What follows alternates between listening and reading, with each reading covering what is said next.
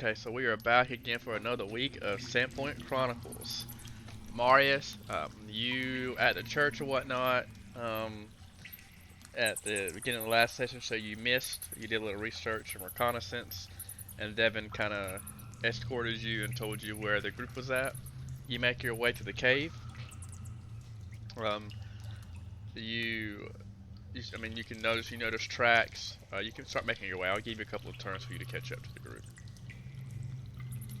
Okay, I have no vision. Let's change that.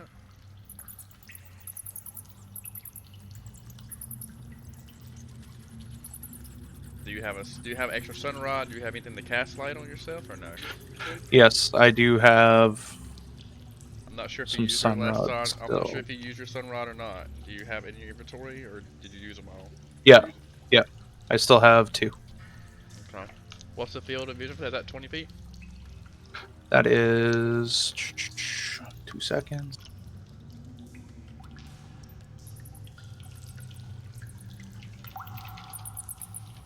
30 foot. 30 foot. Can you see now? No, you can see now. Yeah.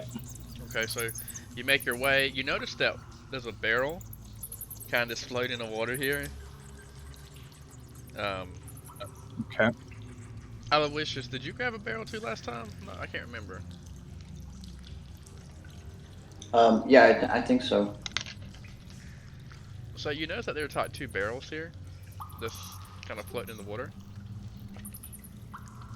Okay. I'm assuming what I'm seeing is no other. There's what I see is a river's edge going into a cavern, Mm-hmm. and I'm assuming there's no way to walk along.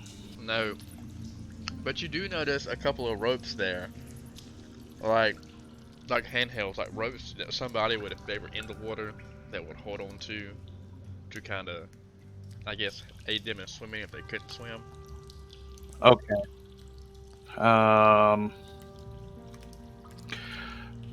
I guess we'll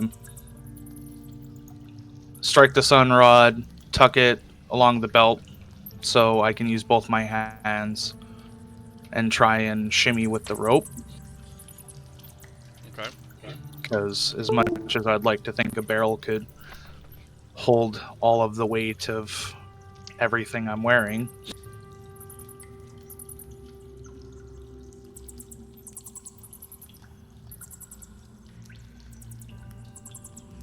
No, did I lose you guys? No, you're fine. So what are you doing? Are you jumping in? Yeah, I'm gonna wade into the water and use the rope. Okay. So you jump into the water. You have, it's not that choppy. I mean, the water's pretty dark. You can't see at the bottom of it, but it's Okay. dirty enough and cloudy enough to make you uncomfortable as you weed your way through. Just make a quick swim check or a stream check or something like that, since you do have handhelds. Sorry, do you want it as a swim check? You can if you want to do that, whichever you feel more comfortable doing. 13, that's good enough. You can make your way down the cavern.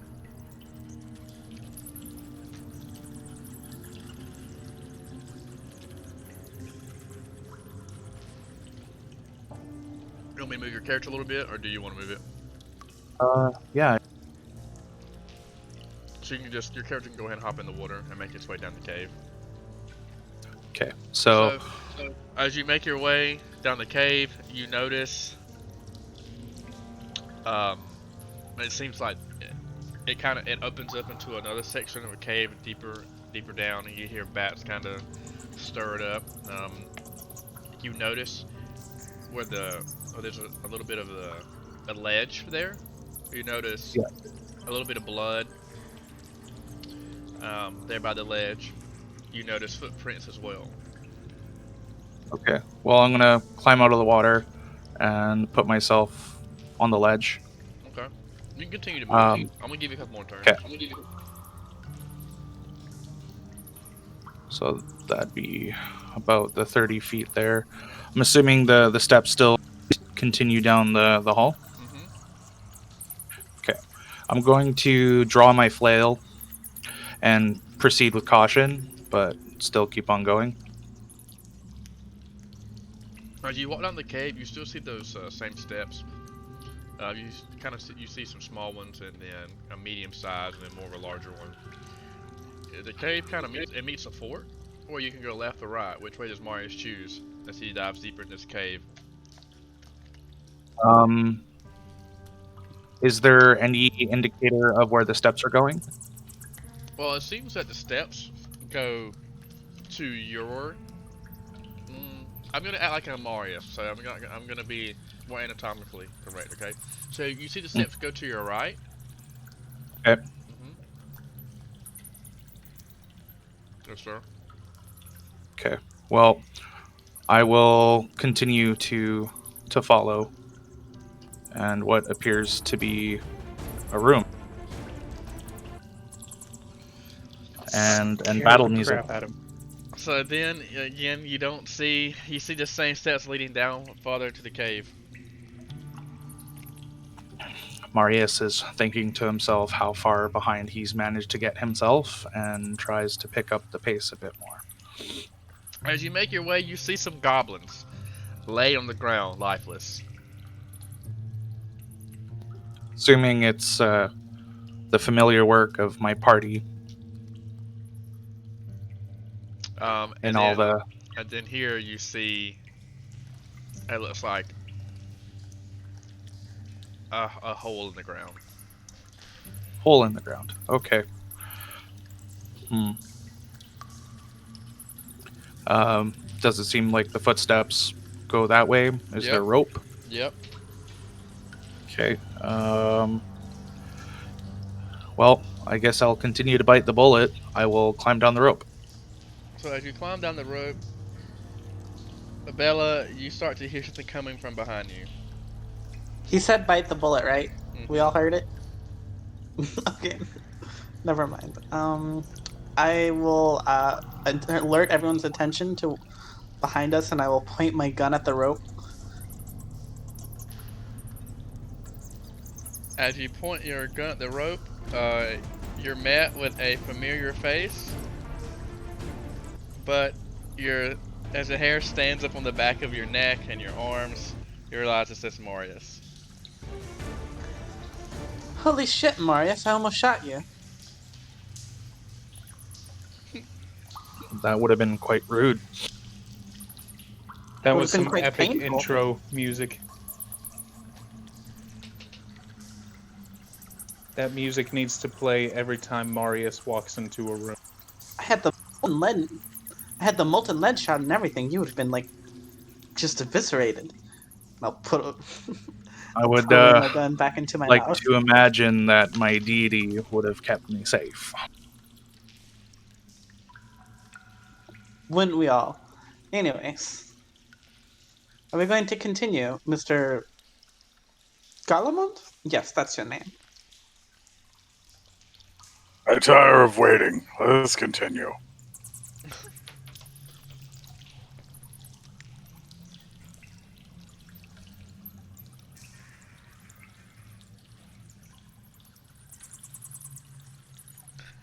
You're met another fork in the road. You go to your right. You see that the cavern opens up. You see furnishings in this room. You see a nightstand. It looks like, or a bedside stand. Met with a couple of beds. It's not pictured in the map. They look unkept, but they look neater than what goblins would normally would an ascertain and be around. Furniture offers no challenge in battle. Let us continue. Is it just me or is he dumber in this state? DM, I accidentally moved my light on the wall and now I can't get it out. Is this a door or a bridge? What is this? um, as you walk across that, you see that it's what's your intelligence? 8. You know, in your mind, you don't know what this is. Okay. Oh, It's a So the thing about it though is that you see a cavern. You can't walk. Okay, so you're walking on this, and it seems like okay. No, walk on it. My bad. My apologies. You can walk on it. It's not a trap or nothing. You can walk on it, but I'll show you when you walk on it. So when you notice right here, you see how the outs of it is kind of was it picked at or chiseled at.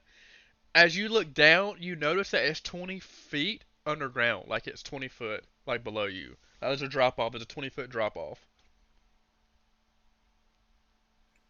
watch your step.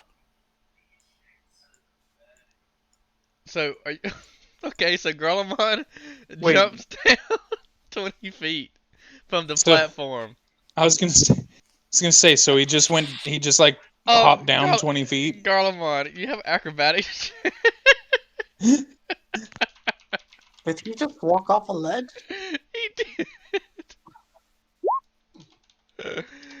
Oh my gosh, let me see. Acrobatics. What did Garlemon? Let's see. Um, falling 5 feet. Acrobatics 15. Okay, so hold up. DC. So it's 20 feet. So he rolled a 15. So is that just one die? 1d6 die? Spencer? I think so. I don't Oh, know. Falling rules heck don't if come I up know, dude. super often. I couldn't tell you. Allo, do you know? On DC 15, yeah, it's DC 15 to reduce the first half of it. Mm-hmm. The 10 feet, so yeah, it's just 1d6 damage. Okay, I'll roll it. 3 damage, Garlemon. Garlemond is unfazed. Okay, I'm gonna lower my rope and get it set.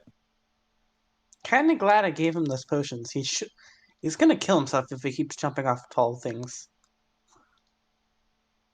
You know the stubbornness of dwarves. My legs are strong, unlike your weak rat legs. They don't need to be strong. I can just keep shooting you from up here and you'll never win. You couldn't harm me even if you wanted to. Your bullets would Okay. break upon my fine skin. Pardon me, guys. Matthew, can you see now? You're playing Fabi's orb, but you can't. Just don't move it. But can you see? Yeah, I got it now. Perfect. Perfect. Is Okay. delusion also common among dwarves?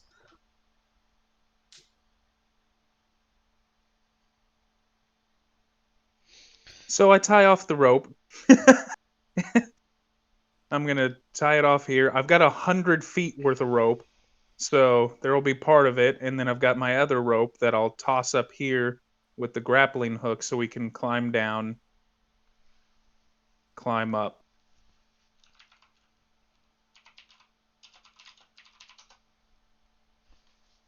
So how much rope was used in the other tunnel? 20 feet as well. I don't think we Uh, moved any in the other tunnel. Yeah, that rope was already there. Okay. Okay. Shouldn't we explore more of the top before we jump down a hole? No one's stopping you. I prefer to have meat shields, so. As climb down the- expected of the weak. You're like 500 feet ahead. Just I can count. It's only 10. Okay. Keep going, party. no. You guys go ahead. And now that she's over, I'll gather up Garland, my rope. Okay, you're gathering up your grappling rope. Okay. As you go into this area here, you're met by an ungodly sight, Garlemon. You see the bodies of headless goblins. You notice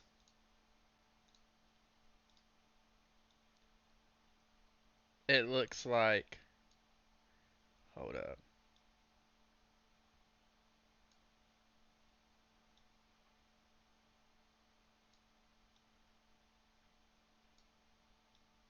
These are almond shaped.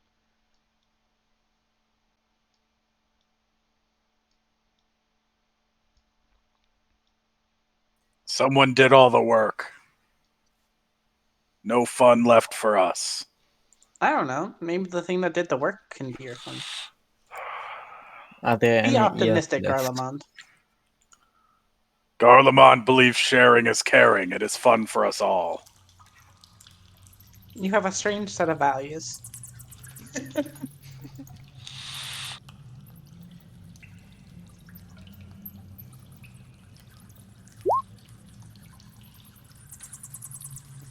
Garlemon. Well, I know exactly how many clues I got from that. Garlemon, you see paintings on the ground and you see dead goblins.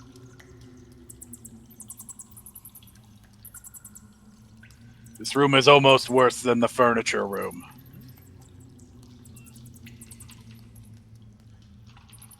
Only almost? At least this room has goblins. I don't know. When they're dead, are they even goblins anymore? Are they just like Well, fertilizer? I'm gonna try to make a heal check to see if I can tell what it is that did this. Do we know if the kobolds and the goblins have ever been at war? That's a good question, actually. I mean, we have personally seen kobolds picking on goblins before. That's why I'm bringing this up. You know, just as the thought. Given we have a bunch of slaughtered goblins in their own barrow.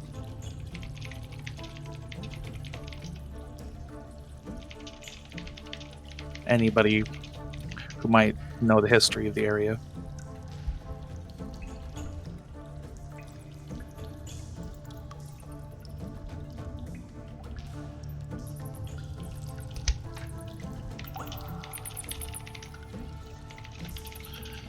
I'm gonna go over to Broderick. Goblin King, your people suffer. Look at them. And I'll point at the corpses and laugh. Yeah, not a goblin. I'm also like 2 feet taller than you. That's what makes you the Goblin King. A tall goblin. It's perfect. So You're a dwarf. You like orc, goblin, like okay. I'm not the only one that thinks he's dumber in this form, right? Orcs I mean, know like, not the complexities of humor. It is okay. I haven't really seen him in his normal form. He's not really better. Silence yourself, pretty boy. Jacques, I have not forgotten what you did to me with the crocodile. Sending you a text, Bobby, now.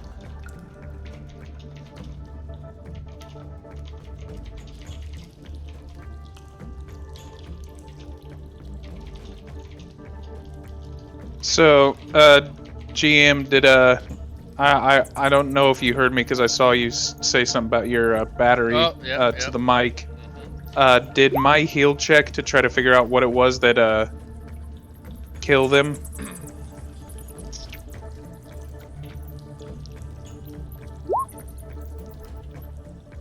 Yeah, I'm looking. I don't see that check. Where's that at? Oh, here. Identify person. Wow. I don't even. I see your check, but I don't see the chart. Would that? No, I'm not going to. I'm gonna say no. Okay.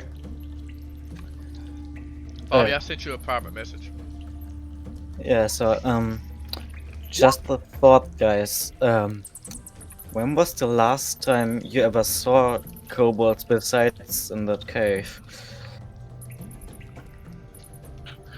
Well, When we were at the beach. This is my Not first time goblins, in the kobolds. cave in Sandpoint. Yeah, that was directed. well, the last time we saw them was when we went on the excursion to find the resources for the medicines, and we found them in the tree.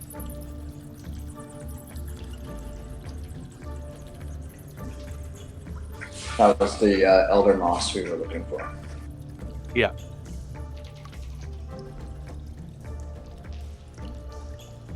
They gonna take a look around the room to see if there's anything that pops out. But yeah, it is just something we should probably keep in mind moving forward. Yeah, I mean, with that perception check, I'll expose everything. You see, as you look up, you see a painting. The painting is actually done really well. You see tentacles with a huge mouth with sharp teeth. And in front of the tentacles, you notice two portraits, two cave paintings.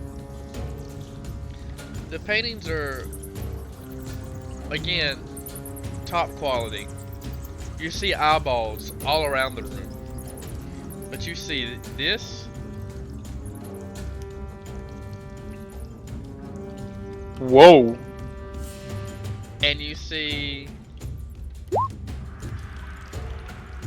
I think that's one of those dire goblins you were talking about. I think I could get along with these dire goblins. Anyways, I'm gonna go ahead and just start sketching them. Well, I'm gonna take out Yeah. one of my big books and then I'll unlock it because I have I'll- change and then sketch I'll down kind of- everything I see. I'll kind of point out the I'll point out the half-naked lady. Did you get that one too? The other Yes, one, now I not so see it. much. And With the lady, I feel there's room for diplomacy.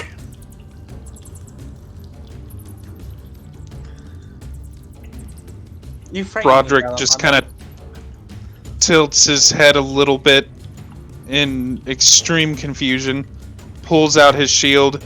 That tentacle monster there. We might... It kind of reminds me of a dark mantle. We've bought a couple of them before. Ooh, And sounds I scary. think they eat the heads of creatures because they fall on top of your head. So that might be what got these goblins. Be on the lookout for the ceilings for any sort of movement. As he says that, I'm gonna look down the tunnel where we just came from and look up. Do I see anything? Or should I roll? No. I mean, always Do you roll. want me to? Okay. I don't think so. You don't see anything. I wish I could make Whispers completely blind. I thought that one time I could. I think we're good for now. The goblins were weak for falling prey to such simple creatures. I wish one fell on your head when you said that. You notice this. They've already tried. You notice this, Broderick. On the goblins, you notice, I'm gonna draw it right here on the map. You notice this on these goblins.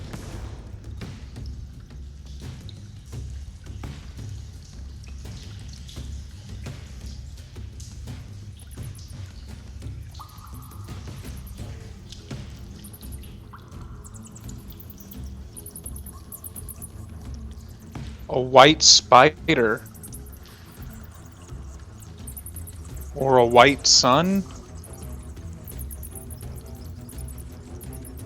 Do they praise the sun?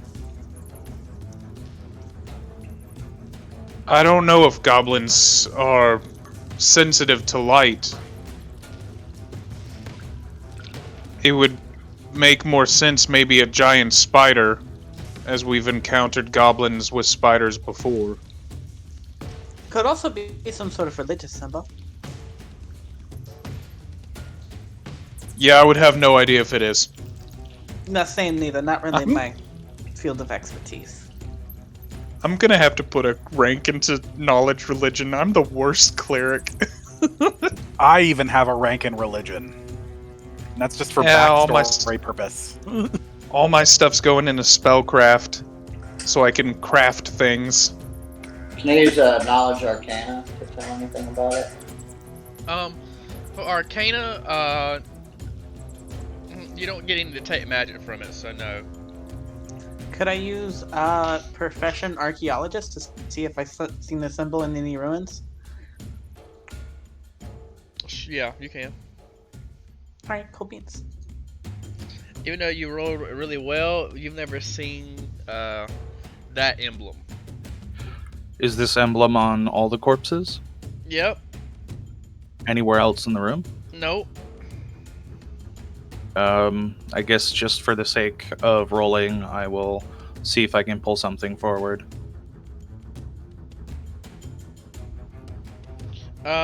Again, good roll, but you don't know. You don't know.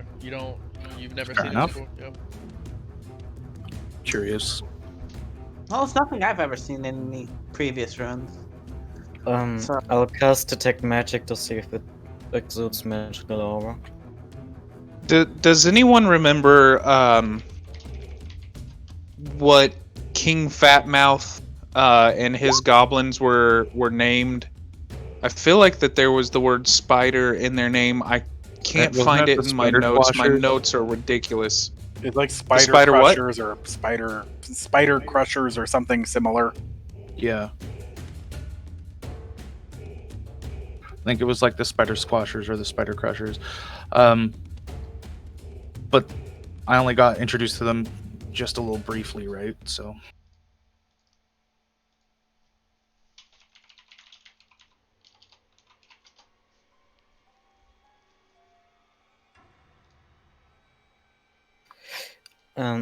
Guys, these are definitely magical. And I'll go up to one, and can I make a... I think it's spellcraft check to identify it?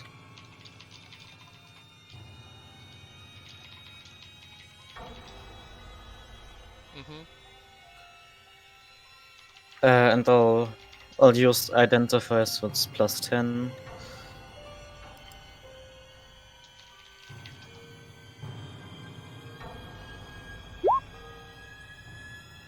Man, the music can only get so tense.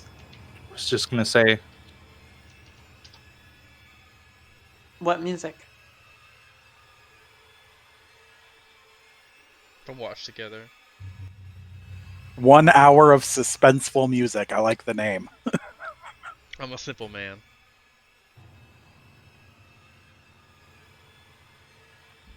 I like Midnight Uh, Syndicate. It creates a nice spooky feel. I don't think I feel confident staying in this room any longer. It's some necrotic energy. Pure. Yep. Oh, okay. Yeah. On when he says necrotic, it's not just the shield that's out; it's now the flail. Let's get out of here. Okay, let's go. Was it your flail that I poisoned, or was it You Devin's poisoned mace? my flail. Alright, cool beans. I remember some sort of blunt object.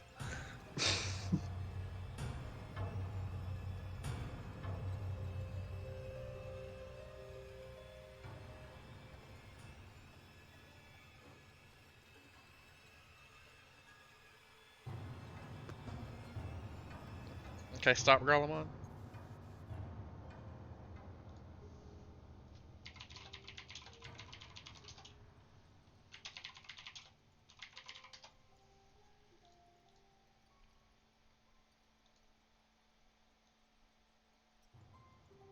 Does anyone else hear that?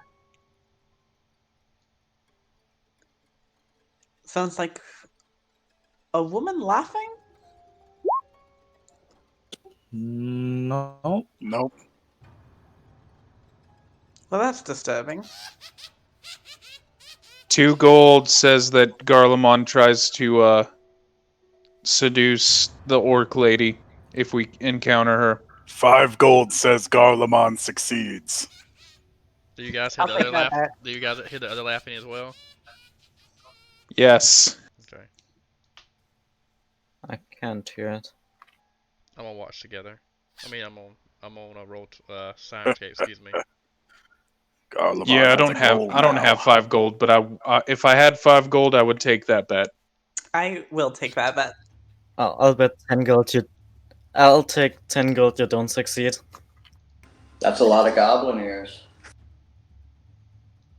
I'm It not is, after her ears. I'll tell you that now. You disturb me by the minute. To just. You're far uncover too all easily of this. disturbed to be an adventurer, then. Yeah, that's why I got a gun. I'm not gonna stab things. Especially not in your fashion.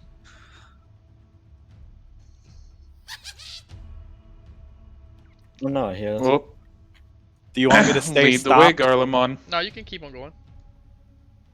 3 directions. I'm going to take out a coin. Heads we go left, tails we go right, neither we go straight. Now flip it. GM, what does it land on? Just roll it. Just roll the one. Okay. 2. 1 we go up, 2 we go down, neither we go straight.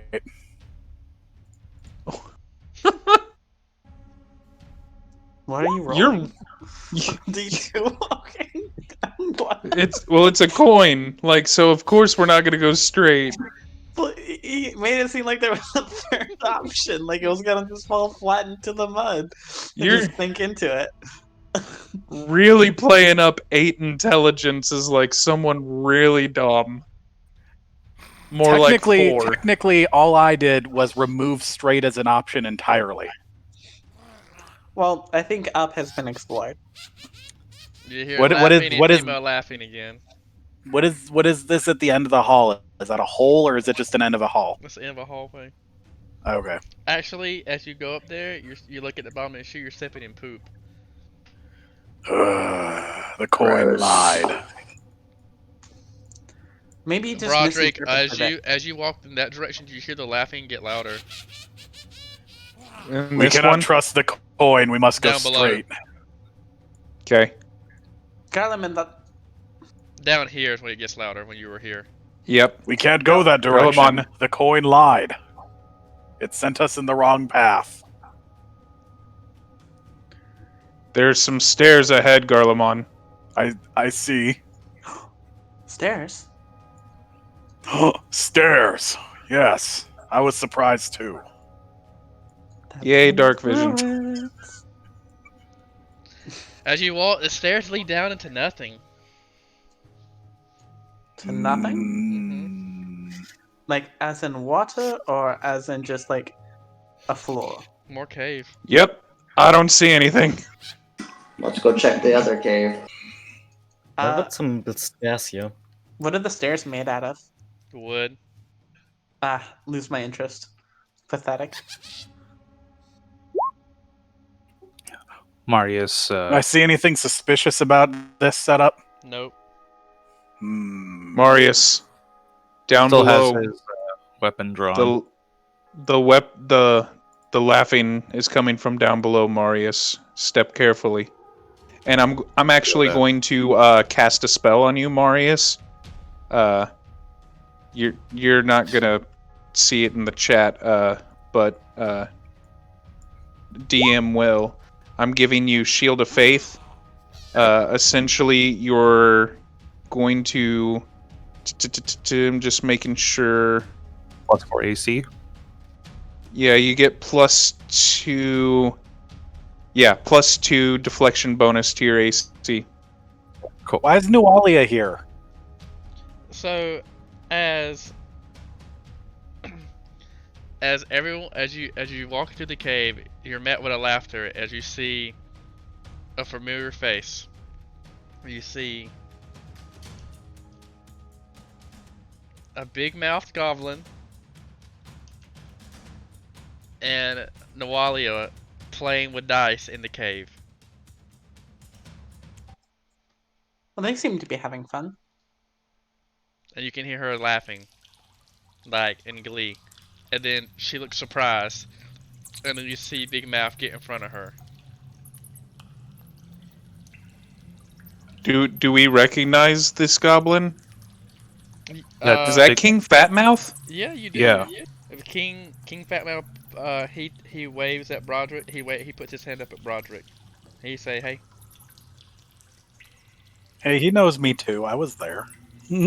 But you weren't in your big form like you are now. Oh yeah, I forgot. He say leave, but then he say that at Garlemon.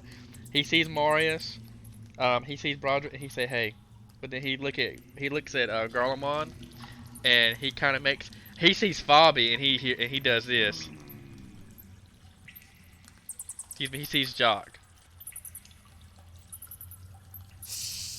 And he starts hissing and growling at Jock. Hey, King, Yeah, nice to meet you. We agree. King Fatmouth. Okay, this has been a very confusing day for me, King Fatmouth. What are you doing here? Did you relocate? Me not king no more. But yes, me and other friends come to cave. We told about other gobs to come to cave, and they were digging. They dig here, and other big gobs from other place make us all dig in the cave. Kobolds came back to cave when you left and tried to kill us. We ran away. Other gobs take us in, but we have to work. They thought we killed Pretty sure. big lizard.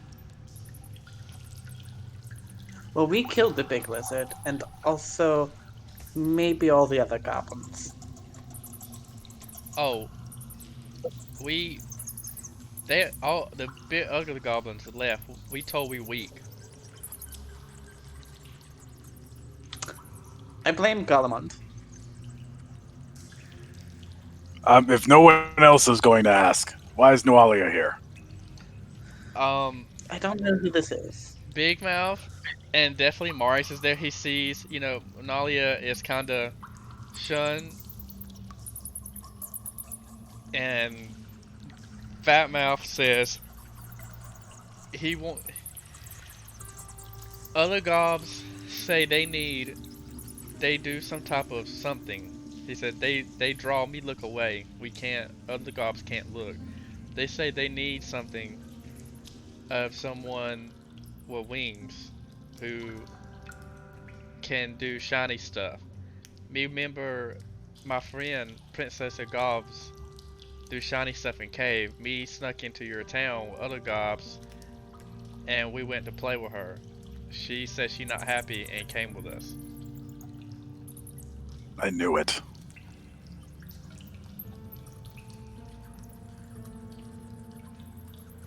What? Damn priest. Is that true, Nualia? Marius is just in stunned silence. Just Nali kind tells of- you. Nali tells you that she tells you that she's nervous about the Moon Festival, and that she snuck out, and then she saw King Fatmouth, and they just play with dice all day.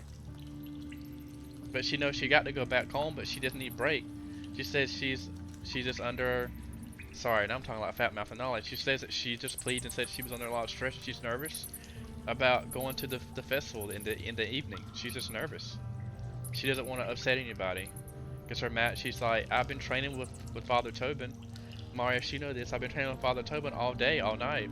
And sometimes my magic, it's big and I can do stuff, but then other times it's not there, and I'm just worried that I'm gonna let the people of Sandpoint down this evening. It's in the paper. If you haven't had an opportunity to check out the Sandpoint Gazette, I definitely assure you to. Can't tell you what issue it's in, but it's in there. Anyway, back to the show. It was in the paper, and I'm just nervous. I don't want to let anyone down. So Fat Mouth was by stream. I saw him. I thought it was Dream, and he was there, and he said he want Goblin Princess, and I want to play pretend too. I don't think it's pretend on his part. My greatest concern here is, these other goblins that are seeking something that you have to offer, because that puts you in immediate danger. Second, as much as Fatmouth here thinks he can maybe keep you safe, he can't. And she lets you know she had something.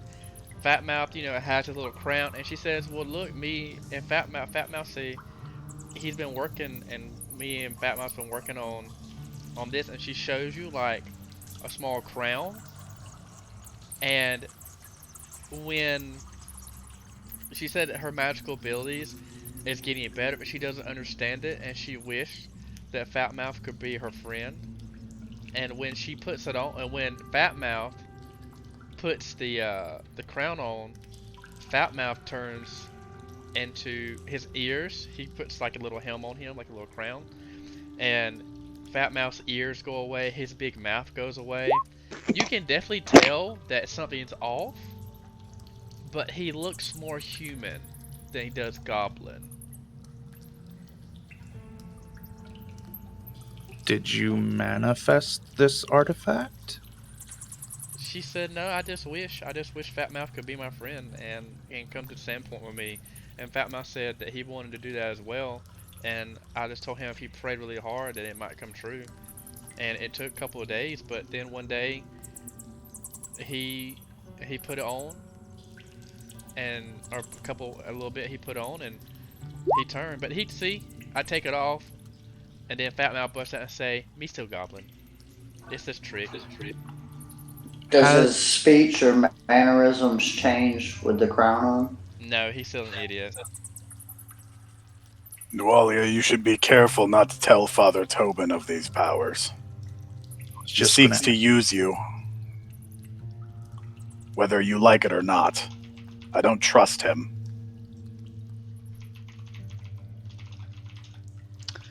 So, has is anyone going to inform me on why you guys hang out with the goblin? well. Oh It's yeah, yeah. Bella, this is King Fatmouth. King Fatmouth, this is Bella. Um, King Fatmouth. We're looking for a caravan that might have been brought through here. It was stolen. Would you be able to help us locate it? And I guess I'll Yeah, do something like a diplomacy. yeah, he say they were, how would he say this? He say, yeah, they supplies. He say, but they need supplies. That's why they plan tag. Me not be able to go. Me too weak. Where are they planning the attack? They say Goblin King gonna do attack, but Goblin King dead. That's why they need Magic Friend. I thought you were the goblin king. No, me just Goblin King over my tribe of spider crunchers. What magic thing? Me not know. They just say they need magic person. Do you know That's where? good. Do you know where this magic person is? He points to Nualia. brought Nualia back here to be the magic person to help in raids.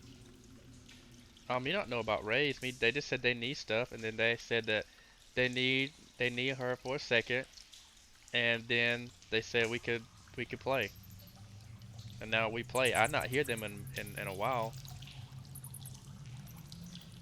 What I feel like we might have some troubles here, guys. what did you do, Nualia?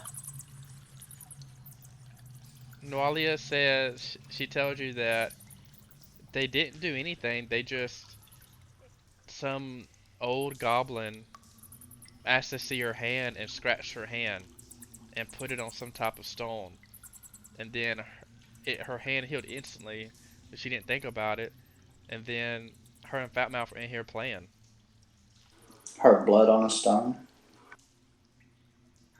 Uh, could I use a spellcraft check to try like identify what type of magic that sounds like, or is that Arcana?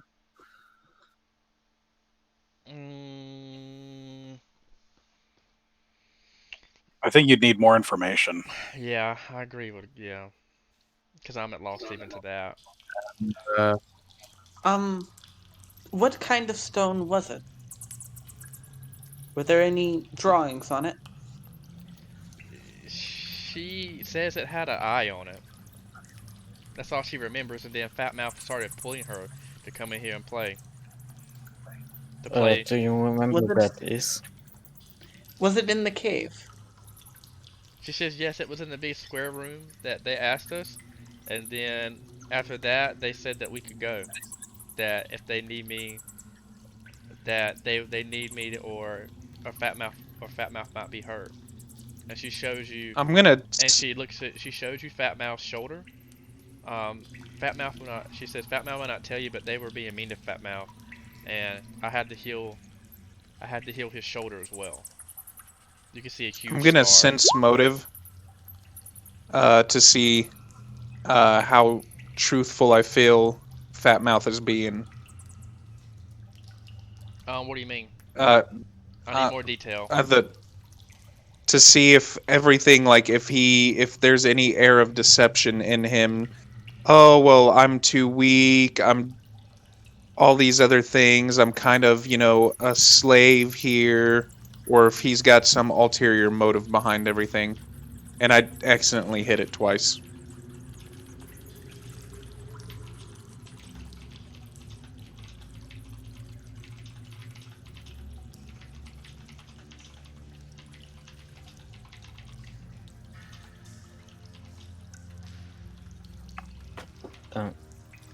Are we still level 3 or are we level 4? 3.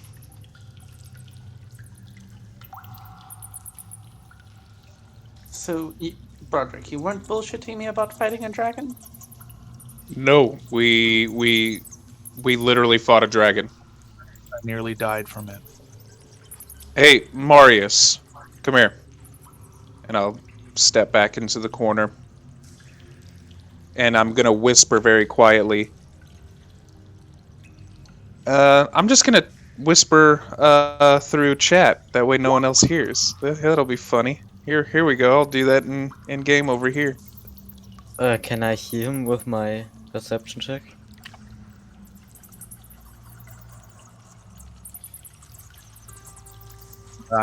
Yeah. Yes, they were. That's why I'm super suspicious.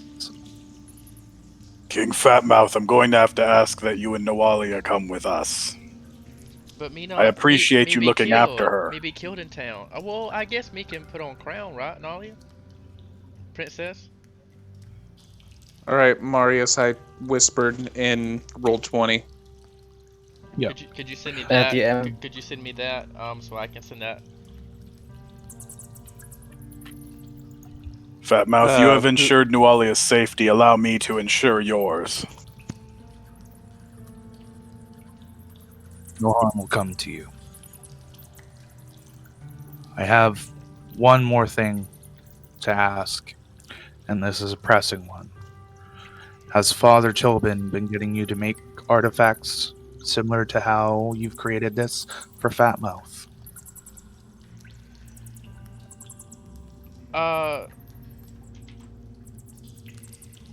No, she says Father Tobin just makes me do a lot of desert tenants and then has me use my powers, but not as this for healing. He says that I'm Desmond's chosen and I will bring back balance to Sandpoint. He wants me to heal the people who are scarred by plague. He says that one day I will be able to raise the dead.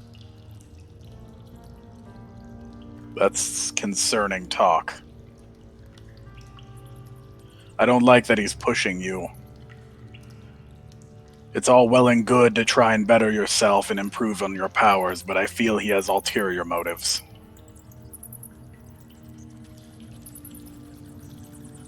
Given the circumstances and the path we've all walked to this point, again, things are definitely looking a lot more grim and more, I guess, bigger than we imagined. I'll cast message to Godric and say something that I'm going to write and share to him. Okay.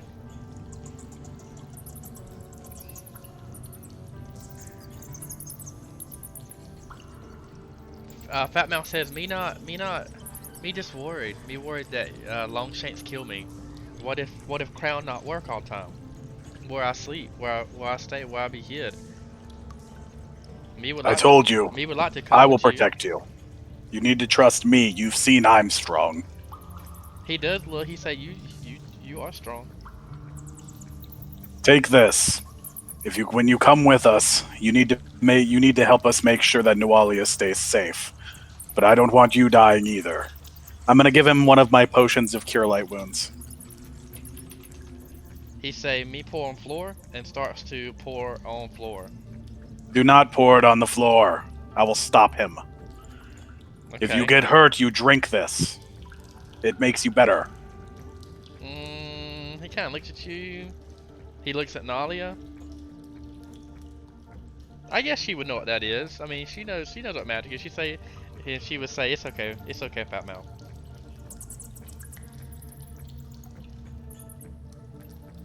And this is what we're gonna use for King Fat Mouth's portrait in crown form.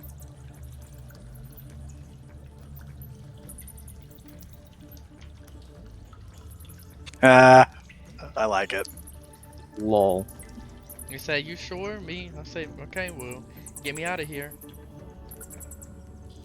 As long as that's okay with Princess of Goblins, Nualia.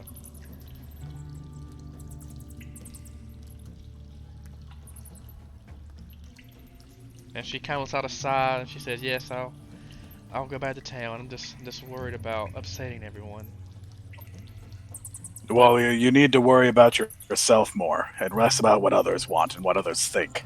But what about have your own Fat Mouth opinions? Here? What about Fat Mouth here? If I not have training, godly, I'm sorry guys. If I didn't have training with Father Tobin, then I wouldn't be able to do this for Fat Mouth here. That is true, and as I said, bettering yourself is all well and good. But you must do it for the right reasons. Do it because it's what you want, not because it's what Father Tobin demands. She replies, she says, she know what? She's silent. She says understood. You'll figure it out one day. Take your time. You're growing up. As for the two of you, if you ever need anything, you tell me and I'll help you out. Fatmouth, if anyone in town gives you trouble, you tell me and I'll deal with them. But for now, let's keep moving. Okay. You stay behind, big man.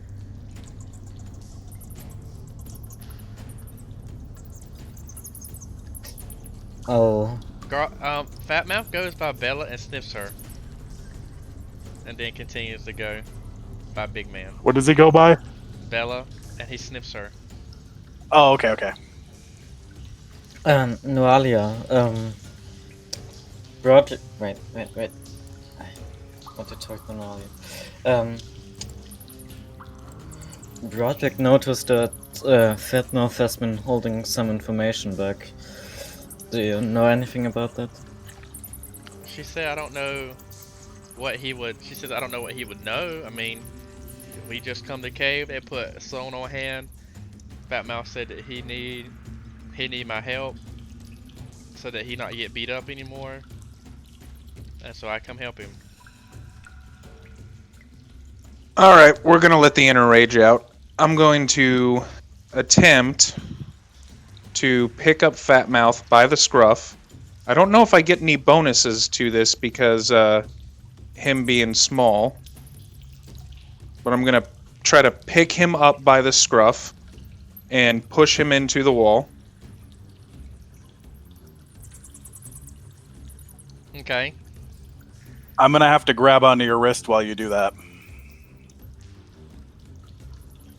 And what do you think you're doing?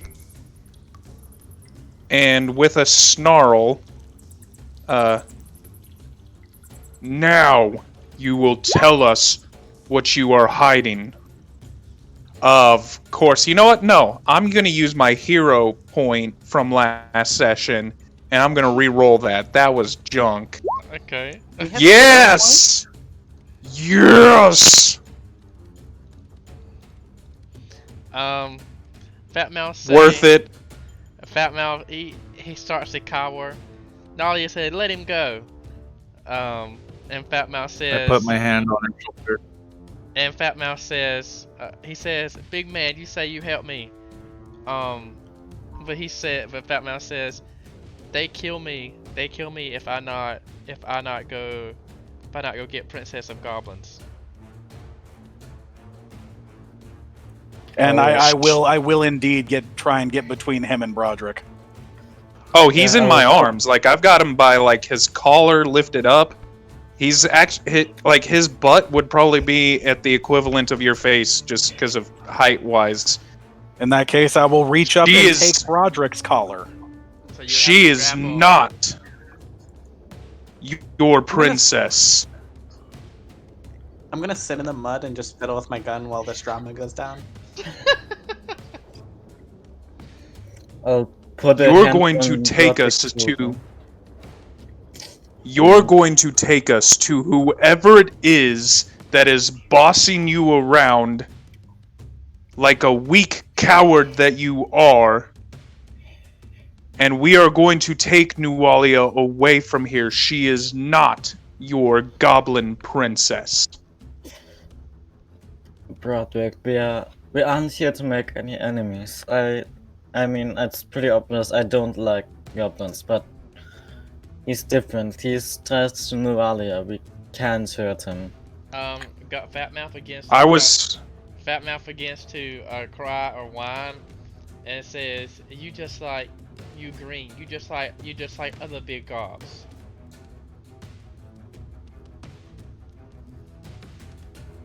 Let's So see. he's the goblin king. What kind On of that- check am I on that making to pull note- him away from Broderick? On that note, I'm gonna just drop him. He says, but he does agree. Fat Mouth does say that gobs will try to hurt Nualia maybe.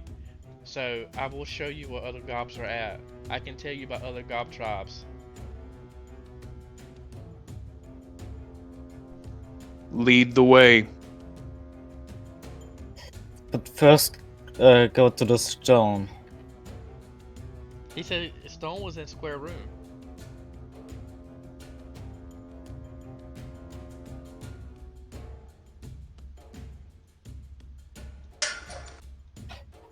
Do you mean the Was The that star the white spider one? symbol?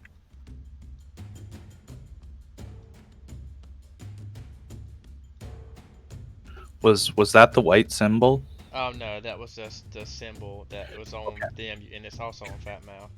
So you hear Fat Mouth begin to start getting upset as he walks into his room. Walks in this room and sees his companions. He looks around and say, "Me spider crunch gobs," and Spider Crunch. as he looks around, he said, "What happened here?" And he looks at Broderick. Said, "You do this." No, they were here before us. Oh. I mean, you can tell which one we killed. They don't have any ears anymore. And he looks They- at Jock because Jock, he remembers what Jock tried to do. And he growls and he says, Princess of Gob, you remember him. He tried to kill me and you stopped him. He tried to kill my friend to stop him. Now a big green one tried to hurt me. He gets behind Big Man. They killed these gobs. And they try to kill I just me. kind Sorry, of my friend. We did They not point kill, up we at did the not kill ceiling. your friends. They were dead when we arrived. They have no heads. These specific ones were dead when we arrived. Hush, rat. And then You don't tell me to hush. Nolly looks Yeah, at the other ones Marius. are dead. Nolly looks at Marius and says, she says, Marius, did you hurt these goblins? These are Fat Mouth's only friends. I did not. I arrived late to this, and they were already dead when we got here. She goes to the Fat Broderick just points to the painting on the ceiling of the what I think is a dark mantle. Mouth. Fat Mouth says, the other gobs that was already there, but the eyes on he said he looks at the ground He says, that looks like eyes. You see the eyes on the ceiling as well. He points at it and says, that's what the stone with the eye look like. And yes, I said that how he would say it. The stone with the eyes. The stone that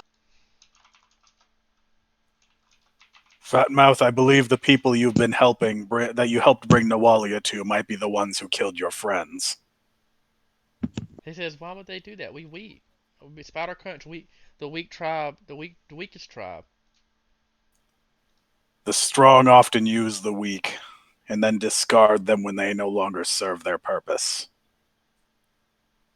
Sometimes they use the weak to fuel their ceremonies. He say, Princess, can you help them?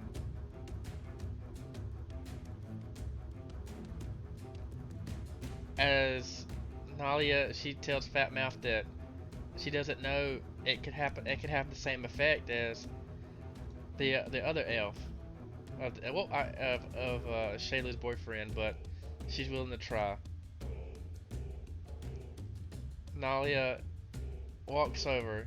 You see her hand shine as she prays to Desna. As the body, let's see, begins to shake, then begins to spin.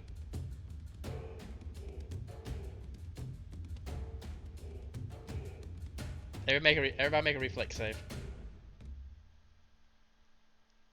Lol. Wait, even me, where I'm way out here? Oh no, you're fine. Cool beans. Is it the splash zone? That's what I'm worried about. So everyone is thrown back. You see Nualia, her head hit the wall. You see a little bit of red. You see Fatmouth run over. Garlemald doesn't. Jacques, Marius, Aloysius hits the wall. Can I make a secondary reflex to try and catch Nualia? Yeah, I mean you can. Sure, you didn't think about. Yeah, take a reflex save. So you catch Nualia, but you didn't catch Aloysius. He falls back, and at that moment, the goblin gets up, and that's what it looks like. Is that what goblins normally look like? Nope. No, that one looks shit. extra mad. And he starts to sniff around, and then sees you, Garlemald, and then lunges forth as you hear his growls. It has like a deep, like echoey voice, like it echoes, kind of the caravan, like as a growl and like as a laugh at the same time. And he lashes out and tries to attack you, Garlemald.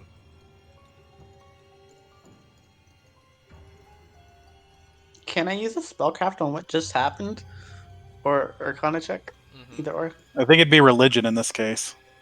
I mean, you can Well, roll I was whatever you want. asking You just roll That's whatever. If it's spell. divine magic. Well, I wouldn't know. So, boom. Oh, a 22 hits you, Garlemald? 22 actually does hit me. So it hits you, Garlemald, but and its tongue starts to flail around as well. It bites you. Garlemald, can you make a fortitude save? Oh, here we go. Oh crap! Oh god, that's not good. Don't worry about it. I So, wonder what kind of event this Garlemald, is. you start to instantly feel fatigued. You're tired. You're exhausted. It's like all the days, all the struggles of the past couple of days, falls on your shoulders immediately at one time. Garlemald, it is small, but you're only gonna take 5 damage. You don't feel like doing anything. You're exhausted, and it just and attacks Garlemon. Like exhausted as the status effect, or like just as a descriptor? Nah, you're fatigued, sir. Okay, what does that do? I forget. It's you should have the debuff on your character sheet, so you can go up and click on Oh, condition. there we go. Yeah, And it's like a -2 to Dex and Strength. there we go.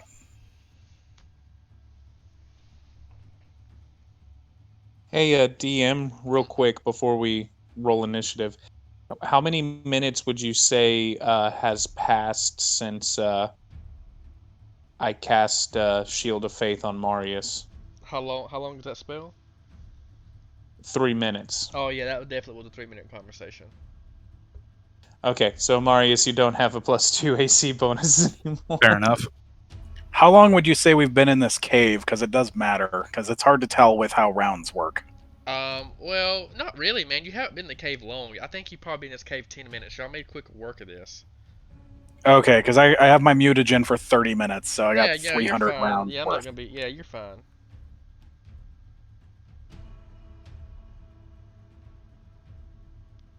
So everybody can roll initiative if you plan to attack this thing. If not, I'm gonna start attacking Garlemon again.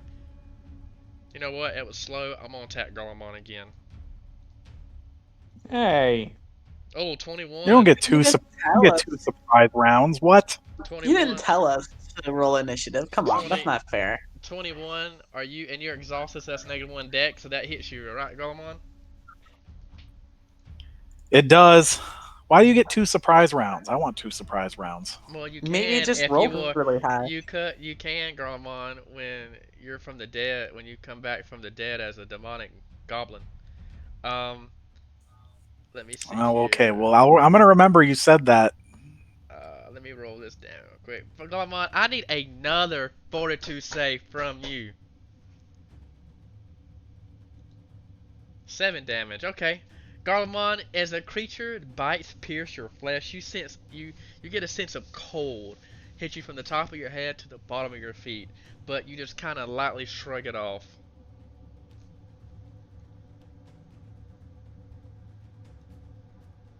Okay. Jacques, what do you want to do?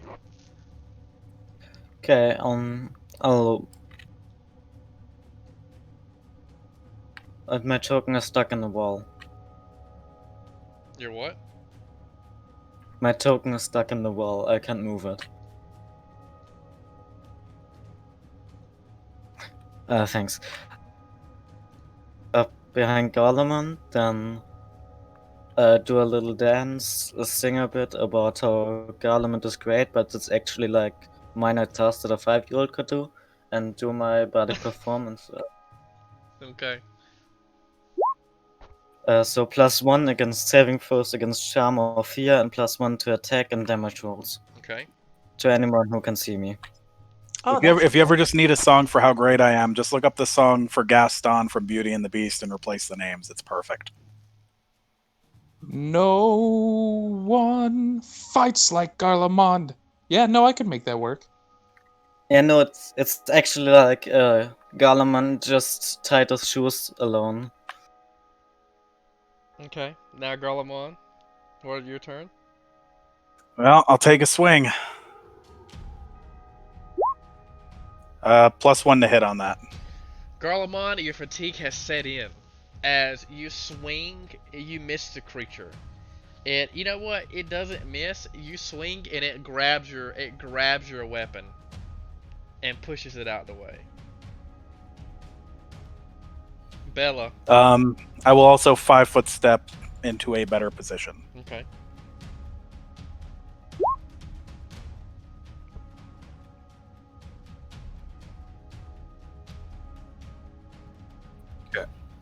So that would make it Marius.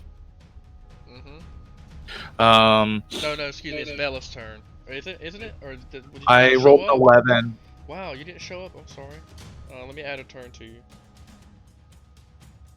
Okay, you're 11 here. 1. There you go, bud. Okay. Marius. Okay, so I'm gonna get real mighty mad about all that stuff going on there, and I'm gonna hit this character. I'm assuming we have flanking. Yes. Yeah. Okay.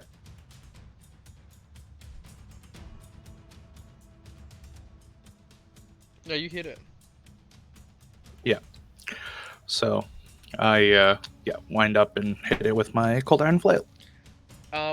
Marius delivers a crucial blow to the creature. It actually not stuns him, but you see he looks kind of bewildered as you knock off one of his arms. Gross. If it's not immune to poison, it needs to make a fortitude save because that flail was poisoned. Okay.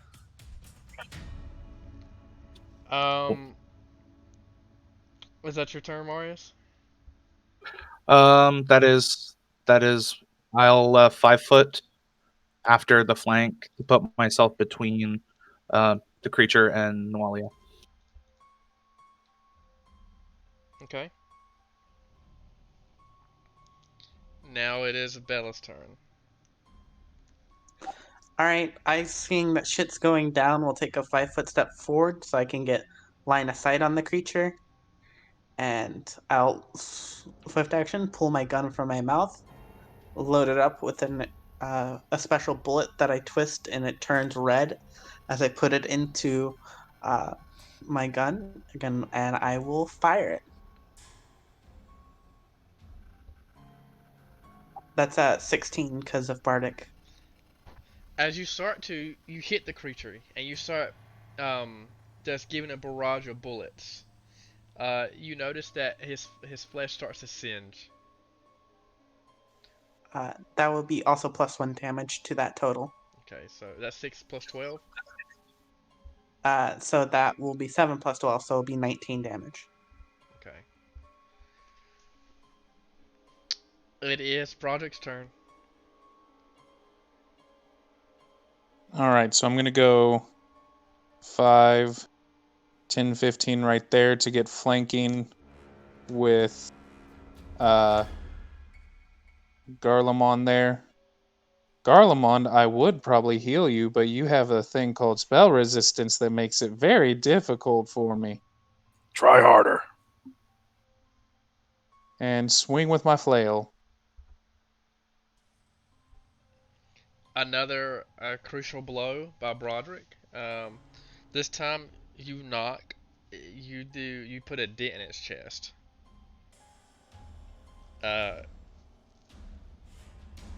Aloysius, your turn.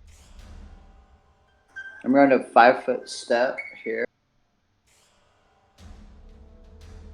And then I'm going to fire a short bow.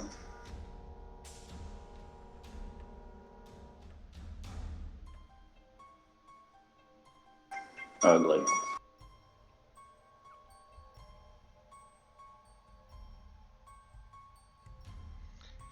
Aloysius, as you step and to put an arrow in your bow, you shoot it and it misses the creature. It looks like it misses. It actually hits him, but it seems like it doesn't do any damage. My turn. The creature is going to step back. Everybody can get a type opportunity. He steps over on that one. Garlemond, unfortunately, your attack misses. The creature is just too quick for you. 17 misses? I don't like to use numbers, sir. I'm looking at what you rolled. Okay. Did you make sure that you... Oh, never mind, sorry. As the creature goes back, it steps over a body of one of the other goblins. And it starts to breathe. And you see fumes of green and black and purple start to come out of the creature's mouth. And you see this body begin to spin. Marius' attack knocks off the left arm of the creature. These are attacks of opportunity, yes? Yep. Okay, then here's mine. Ah! Unfortunately, okay. Broderick, you miss.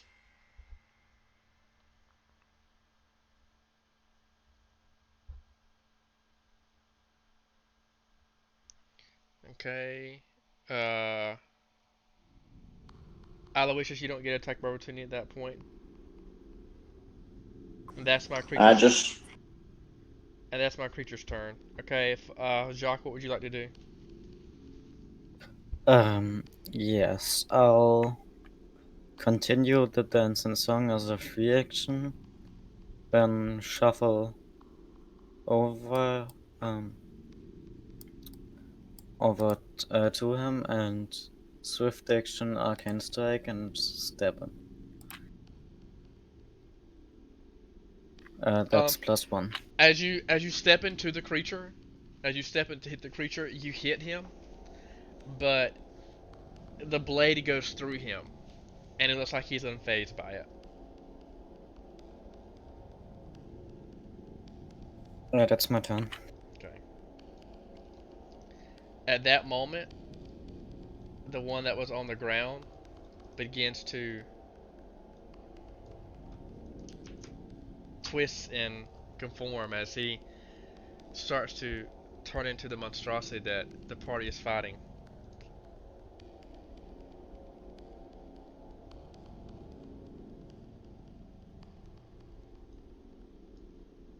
Okay, Garlemon, your turn. I guess I'll move in and I'll attack the one we've been hitting.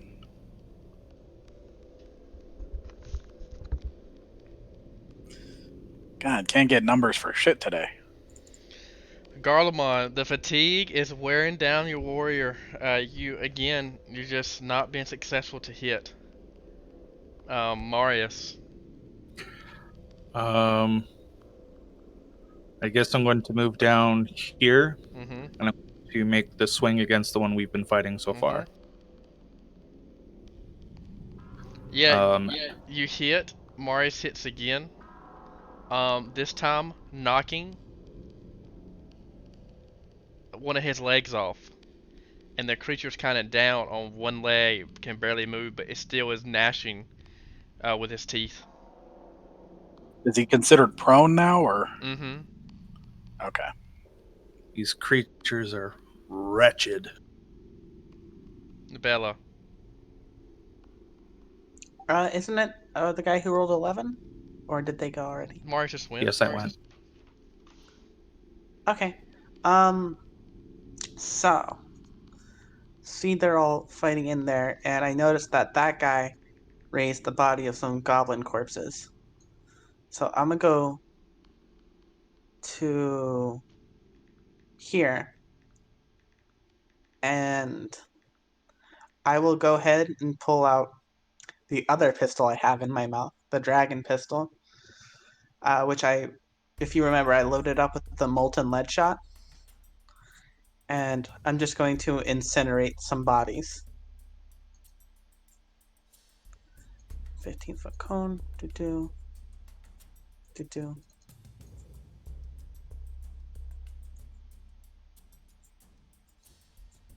And do you want me to roll to hit, or is it just because all of this is being showered with lead and fire? Okay, so If you're you doing see fire it. damage. Yeah, all of it. So which Look. one is it? This one and this one? All three of them. Okay. Right here. So you start to try to burn the bodies. Yeah.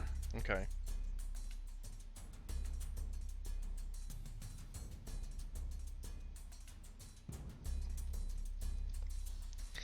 Okay, so Bella, the bodies start to burn. Broderick, your turn. All right, There's channeling also- energy to damage undead. They have to make a DC crap. I don't have it pulled up, but they got to make a DC save for half. Let me pull it up. What is it? What is it based on your charisma?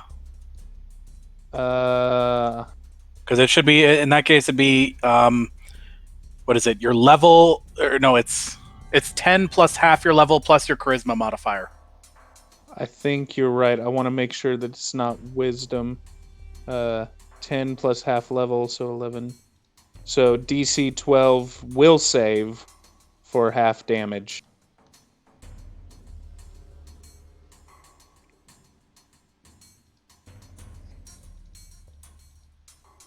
So they fail. So at that moment, you see the creature's flesh begin to burn. Its undead flesh or whatever type of flesh start to burn off its skeleton. All right.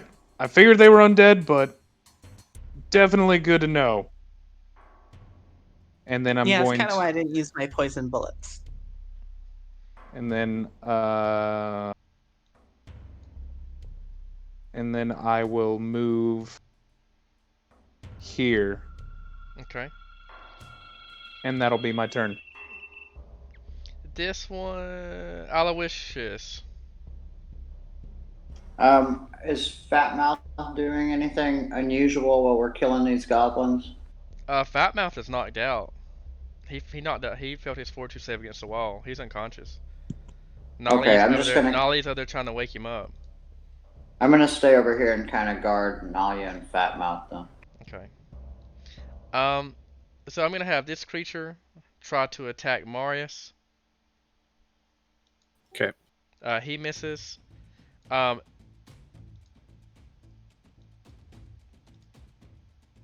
this creature will leave their square, getting to attack opportunity, and start to breathe over this one as well. And this one begins to spin. I'm going to attempt to trip it. Okay, would he get a type opportunity against you if you fail, since you don't have the? Oh yeah, that's right. I don't. Okay, yeah, no, never mind. I'll yeah. just straight up attack him. Okay. I mean. Yeah, I don't have improved trip. You're right. I forgot that's a thing. I should just let you do something. So Fabi, unfortunately, you miss. Jesus Christ, this is ridiculous. I know, man. I'm sorry. I guess this is how the dice roll. You hit every session. Now you're not hitting at all. Fabi, And you save all your 20s for Garlemond. Jeez. You see me roll. Okay, so those attacks a miss. So Jacques, upon seeing this, what is your character gonna do? Just continue dancing and singing like nothing happened. Okay. I love that so much. Garlemond. I'll step and swing on this one. So I guess this will be a +3 to hit. Jesus. So what is that total? It's 16. Okay. So again, Garlemond, the fatigue is still setting in, and you are. Did you add the 4 from? Oh yeah. So actually that's 20.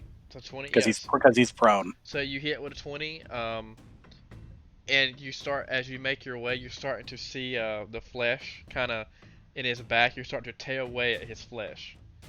You're seeing, you actually open up when you tear into his back, and you can start to see where his lungs would be, and they're all black and pus filled. Ew. Marius. Is the creature in front of me still alive? Yeah. I mean, it's still up. How about that? Yeah, that's all right. I guess we'll swing into it again. At that note, Marius takes a huge chunk of the creature's brain, or skull and flesh, and it kind of splashes and hits Garlemond and Jacques as the creature finally falls down. Gross. I'm going to then move up by Jacques and move into this square. And my turn. Okay. Now it is Bella's turn. Alright, all the goblins on the ground will just take another 1d6 fire damage, like as their corpses burn up more. Yep. Yep. And then I will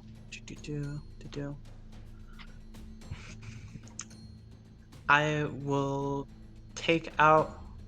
will drop my dragon pistol and then onto the ground, and then load up my other gun with again an exploding bullet. But I won't be able to fire this round, so I'll just get into a position where I can.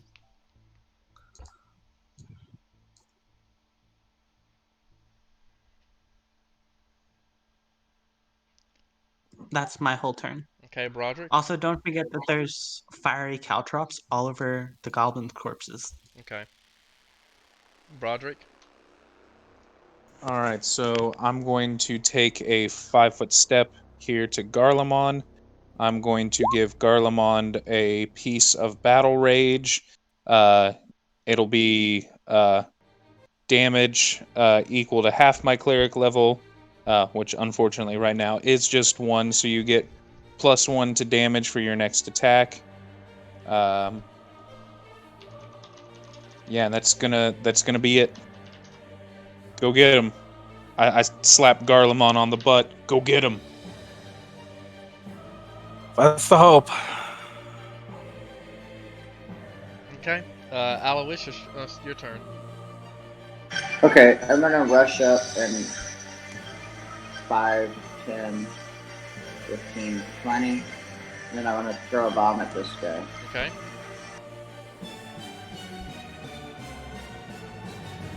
Oh, 21, that's cool. You get it. But the crit doesn't confirm, I believe, right? It is versus touch AC. Is that just a 7, right? I don't know, man. That's above my Pathfinder level. So you do. He'd also get +1 from the bardic the bardic thing. Splash damage is the confirmed crit is 7. So yeah, you don't meet it with a 7, but you do the additional damage as the creature starts to burn. I hate goblins. The creature's turn. This creature.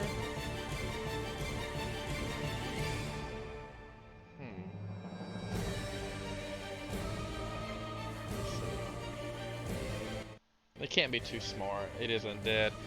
So I'm gonna have this creature a rush up. No, it's gonna stay there, and I'm gonna attack. It's gonna attack with its claws and with its mouth on Marius. So the first attack on Marius, we're gonna do a 16. The second one's 11. Does any of those hit you, Marius? 16. 16 hits.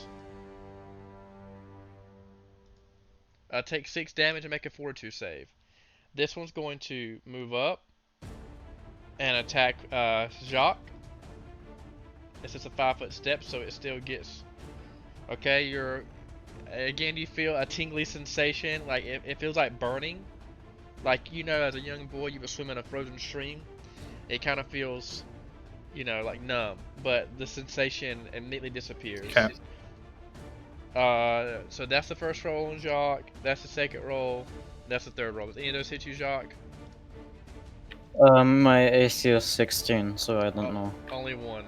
Okay, so I'll only hit you with 1. Oh, 6 damage, Jacques. Make a fortitude save. So 12. Okay. Jacques, you begin to feel tired, as if you have not eaten in days. You're going to get the fatigue status as you take a -2 to strength and dexterity. And that will be my turns. Okay. Now it's your turn, Now it's your turn, Jacques. Okay. I'll continue my bardic performance. And I'll kind of 5-foot step away, and I'll cast Grease in this square, on this square.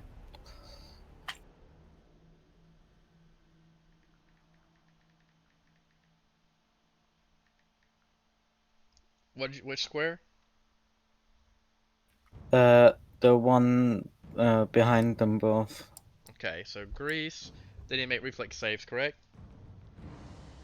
Yes.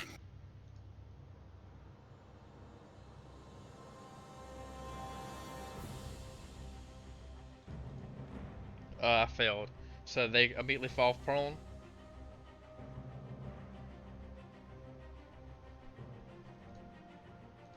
That's correct. The acrobatic failure means they can't move that round and must make a reflex save or fall. Oh, so I gotta make an acrobatics check. Can walk within. No, that's when you have to walk. If once I cast the spell, you need a reflex save of a prone, and if you want to walk in the field, you have to make a DC 10 acrobatics Okay, check. cool. So they are prone right now. Okay. Excellent. Okay. And that was Jacques' turn. Now it's Garlemon's turn. I'll move into flanking and attempt to hit the one on the ground. Okay, you get a +4. So this will be a +7 to hit and a +3 and a +2 to damage. Okay. So you don't crit, cause that's an 8. It is a 15 on the confirm. I don't know if it makes a difference in this case.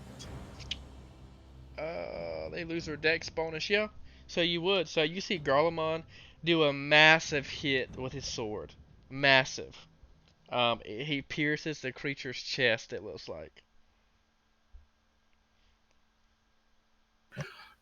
I'm assuming it is still active and writhing. It's still squirming on the ground. Marius is going to follow up on the prone target as well.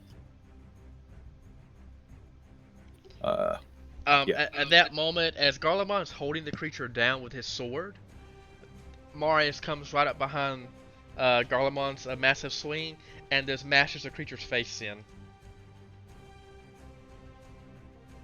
And it stops moving.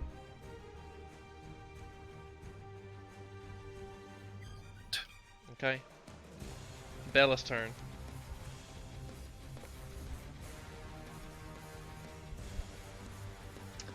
So just to be clear, is this one here standing up, or did he also fall prone? He fell prone. Okay, then I'll just take my turn to hold my shot until he stands up, then I'm gonna put a bullet through his head. Okay. Also, the goblin corpses continue to smolder and burn. Yep. Now it is Broderick's turn. All right. 5, 10, 15. Yeah, I can get there for Grease. 20. Whatever. Yep. I got 8 intelligence. What is it that I need to roll? A reflex of 15. Oh, wait. +1 to saves, correct? Against Frighten or Charm, and it's a DC 10 acrobatic check to walk half speed in Grease. Oh, half speed on Grease? Yeah, with a DC 10 acrobatics check, you can walk half speed, and if you fail by 5 or more, it makes a fault. Well, I already chose this, that this was, but it, so I don't get the +1 to save. Let's see, and that, the Grease was here, Yep. too? So are you prone? Yep, I would wind up falling prone right there.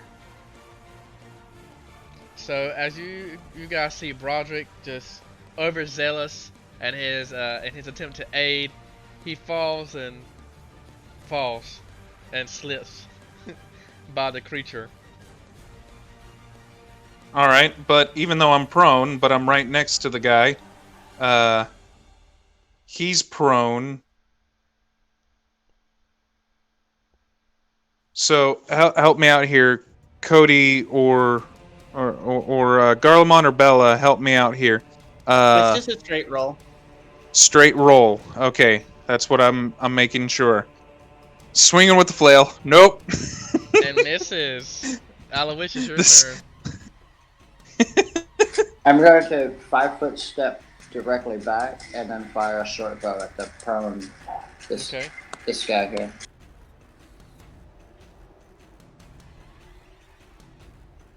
This is fun.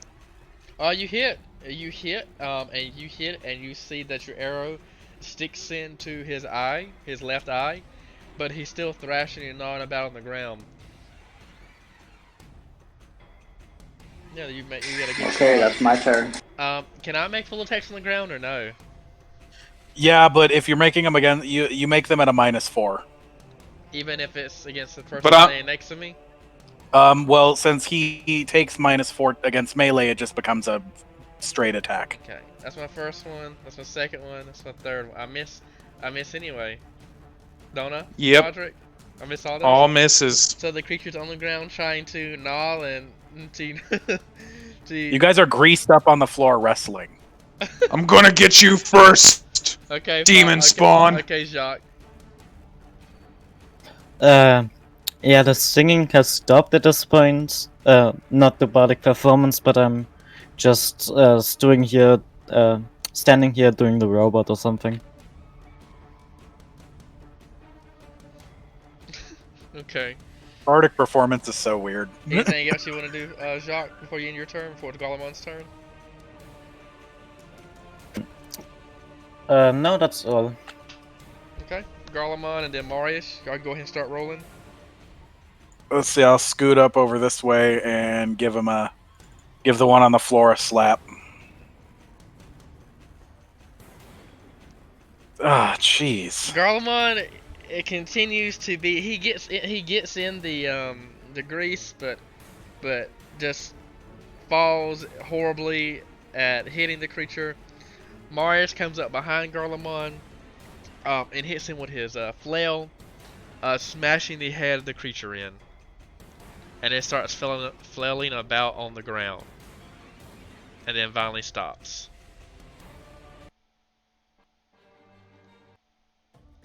I drink all my potions of cure light wounds. Okay. So, yeah, never do that again, please.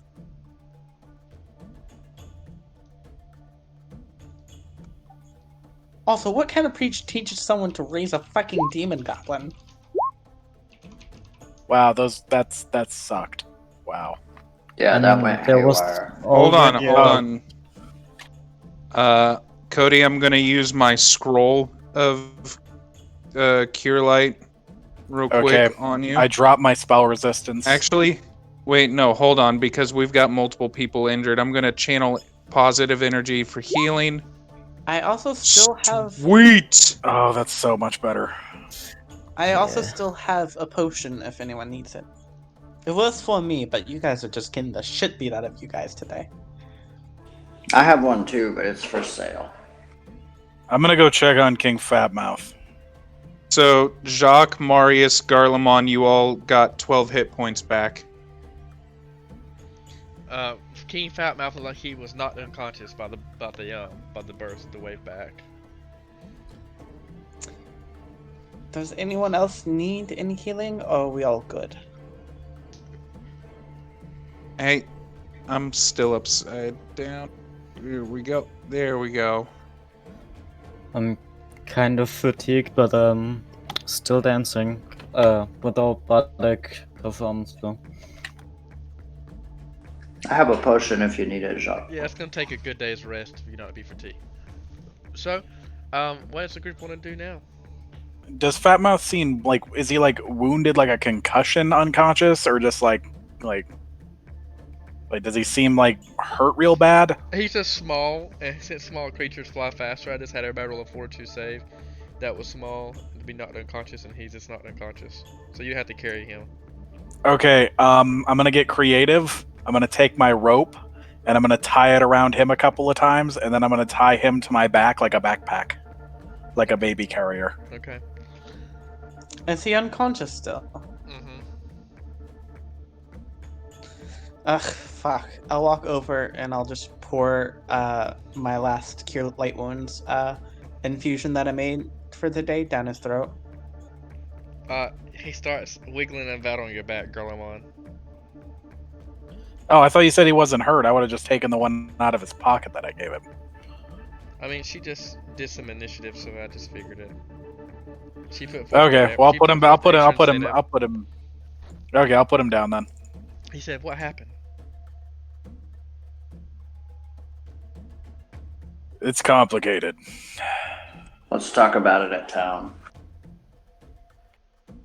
The fat mouth continues.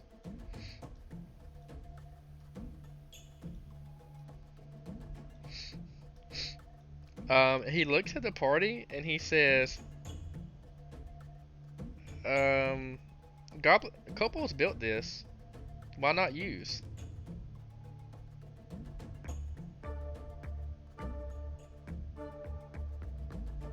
This platform? Couples, Hey guys, I don't think we went this way. Fat Mouth says that's the. Do you mean? Fat Mouth replied. He says that's this goblin dog's beds. No, remember Goblin Man jumped off the cliff here, and we all followed down. He said you can go look, but no, the goblin dog's not there anymore. They used them for attack. He says, yeah, can you? He said, can somebody push me up? He said, I can use this. He says, I know how. I mean, yeah, I'll give him a boost. And you hear a mechanical noise as the platform slowly descends. Fat Mouth says, see? It's like an elevator. Fat Mouth says, I don't know what that is. No, of course not. Yeah, but it's an elevator. Fat Mouth said, everybody can get on. Goblin Prince is about me though. Is a big rat coming? Stuck. I'm like right behind. I just like there's a lot of people in our group. He say big mean goblin can stay back though. You see him, you said he comes back and he hits the lip and you hear as he continues out goblin. Oh godly. Continues out the cave.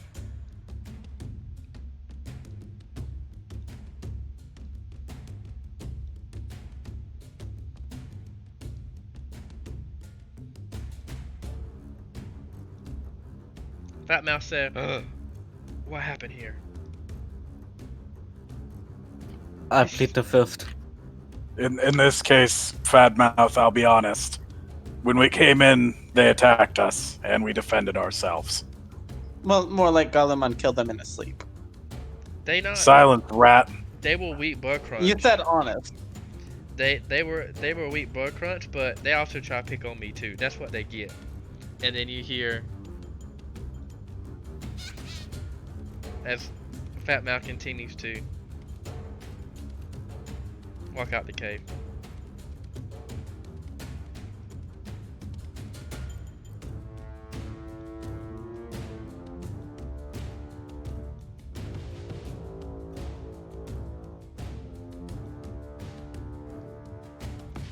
Sorry, we're playing Star Ocean today, guys. You can't just have a teleport at the end of the dungeon. You know what? To be fair, this one's on me. I did incinerate all of them. Fat Mouth continues. Look, he said they still mean to. They're all mean to me and my friends. It's worrisome that that's the only criteria you have for killing people. If they mean? Yeah. Ooh, nobody likes mean people. You say I don't kill people, but if they mean, they just die. The gods kill them for you, I assume. Ooh, Yeah, the gods seem to look at you. He say, is Snappy still here? No. Snappy's so nice. He let me ride him all time. Don't worry, he's just taking a nap. Yep, he's taking a nap. He say, man. Or he say, Longshank. He say, Longshank. Ooh, barrel. He say, this about the best part. And then he makes his way, him and Nualia.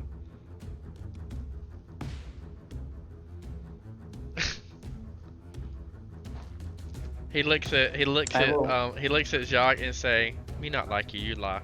You not tell truth. Yeah, I tend to do that. So I mean, neither does Golemon. the party goes back to where's Sandpoint at? To Sandpoint. As you make your way.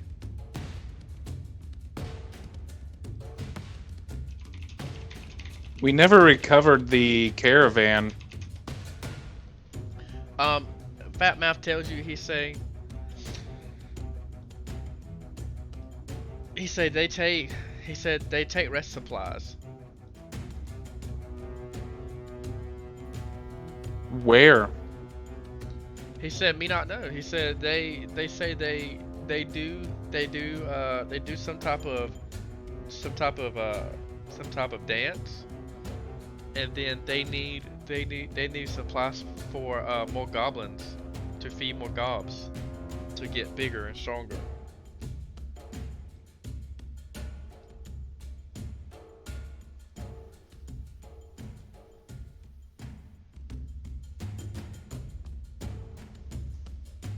So what does the group want to do now? I'm gonna tell Fat Mouth. I'd like for when he goes to sleep, I'd like him to stay with me, so that we don't have to worry about him getting caught up with the town guard or nothing. Hey, what time is it approximately? Was that tree the one we got the moss from? Yes. Okay. Okay, so the party. Let me see here. Let me get some.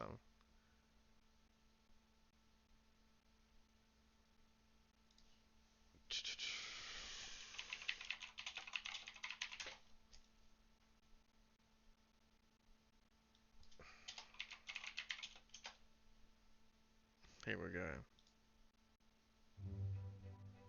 go. The party continues to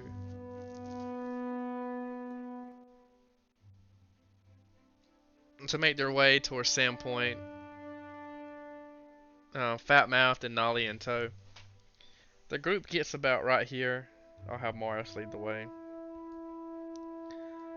And Nalia says, she's like, I must sneak back into the church.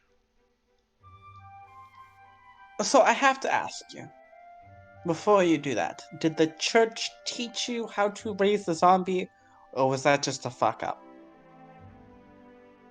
She definitely looks down and say, last time the big fountain went off and I was able to heal or resurrect the elf that was killed by a dragon, but he never did come to life. This time, when I healed that goblin, it at least came to life, so I'm getting better.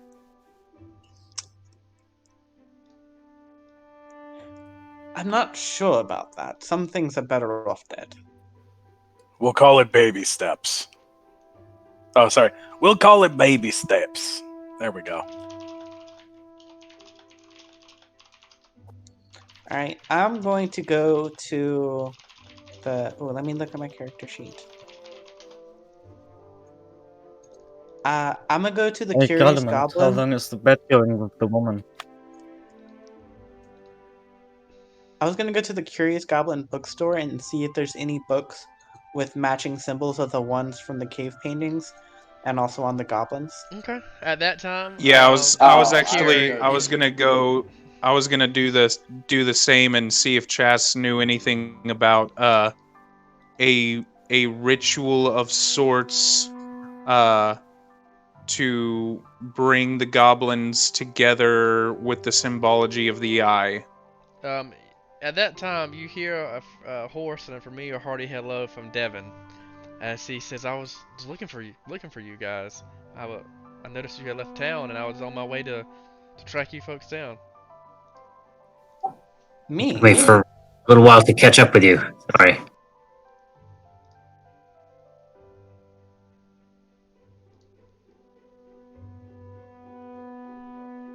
What did I miss? Did you kill all of the goblins? Is the cave empty? Yeah, I'm afraid we ain't going to be able to find the other cot anytime soon, it doesn't seem. What? Oh, it wasn't in the cave? I don't even know how they would have gotten it in there if it was, but we didn't find it. Apparently, there's a separate, bigger goblin group that took it. Well, that's troubling news indeed. I don't like the sound of that at all. No. Also, they probably have some sort of weird religious thing that had some ritual set up. Anyway. I'm starting to think that I'm glad that I wasn't in there after all. In the goblin cave. Oh. It was a bit of just a walkthrough, honestly. Nothing much happened other than Golemon got half eaten by a crocodile. Don't say. Well, next And time then maybe you can go first, and we'll see what beaten happens to down you. by a undead goblin. I did go first. Undead goblins now? Oh, this is not good. Well, that was some sorcery gone awry. I don't This is think we all need more to than- discuss that with anybody. Nothing happened with that. There was latent energies there originally before the magic was dealt. Ixnay on the Alblins gay. Yeah, that's something we don't really need being spread around. I'll make a deal with you. If you meet me at the tavern tonight, we can have a drink and discuss it. Anything you want to tell me. Nice Oblivion music.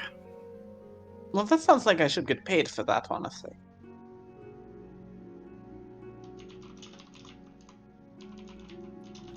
Oh, I'm sorry, paid for what? Divulging information? Information is power. You can't get Oh, power for free. I'm not going to ask anything you don't want to divulge. It all sounds a bit above my pay grade, to be honest. Well, in that case, I will go back into this bookstore here and pick up some books for reading. Nualia, she says, well, I've got to get ready for tonight's festivities in the town square. Today we're going to be doing the miracles in the town square. Marius, make sure that you're there. I invite all of you guys. Hopefully everything will turn out great this evening. I will be there. Stay safe, kid. And remember, you let me know if Father Tobin's pulling any funny business over there. As she continues off and goes behind the church. Fatmouth starts to try to follow her. I'll just put a hand on his shoulder.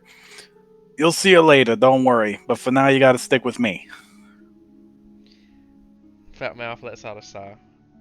So you found It's books. okay, we can have our own fun. You say you have books. So you're looking for books. So you want to go in and find some articles or some books or stuff about that, and that's what we'll do. Go ahead and put that to me in your characters, your party, like your little tab, and we can do that out of game, and then we can go ahead and fast forward to the next scene if you want to, or if you want me to do it right now.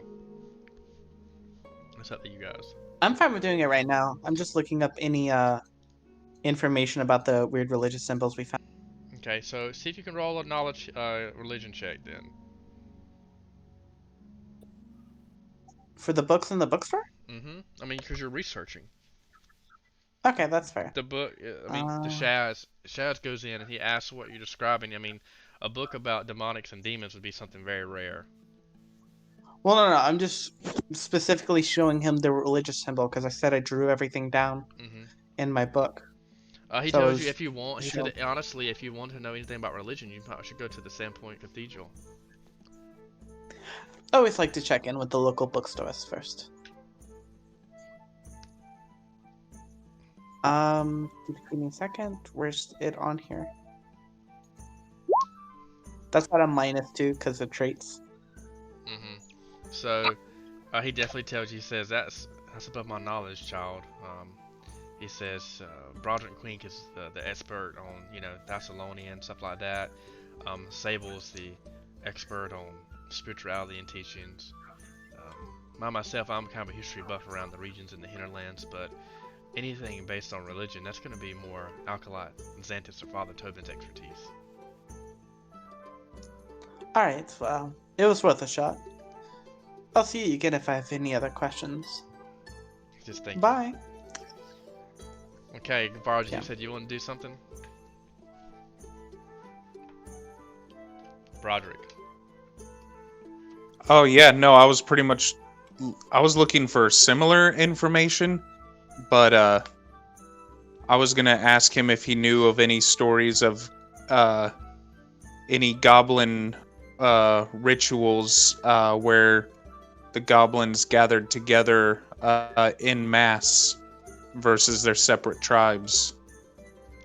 He kind of just looks at you and he says, "The only time that the goblins have ever gathered is for the Goblin King, um, and luckily the first settlers and the Chatoan natives were able to fight the Goblin King and his horse back." But he says, goblins live but short, but terrible lives. Even as they're born, they don't even have a mother and father. From what I've done, from what the elves and the hunters see, they just throw them in cages and they're kind of just raised as a clutch. And even after birth, they have to fight and survive their clutch mates. The goblin tribes fight each other for resources and supplies, and even land, and even for in mating. But I don't know of any goblins all banding together.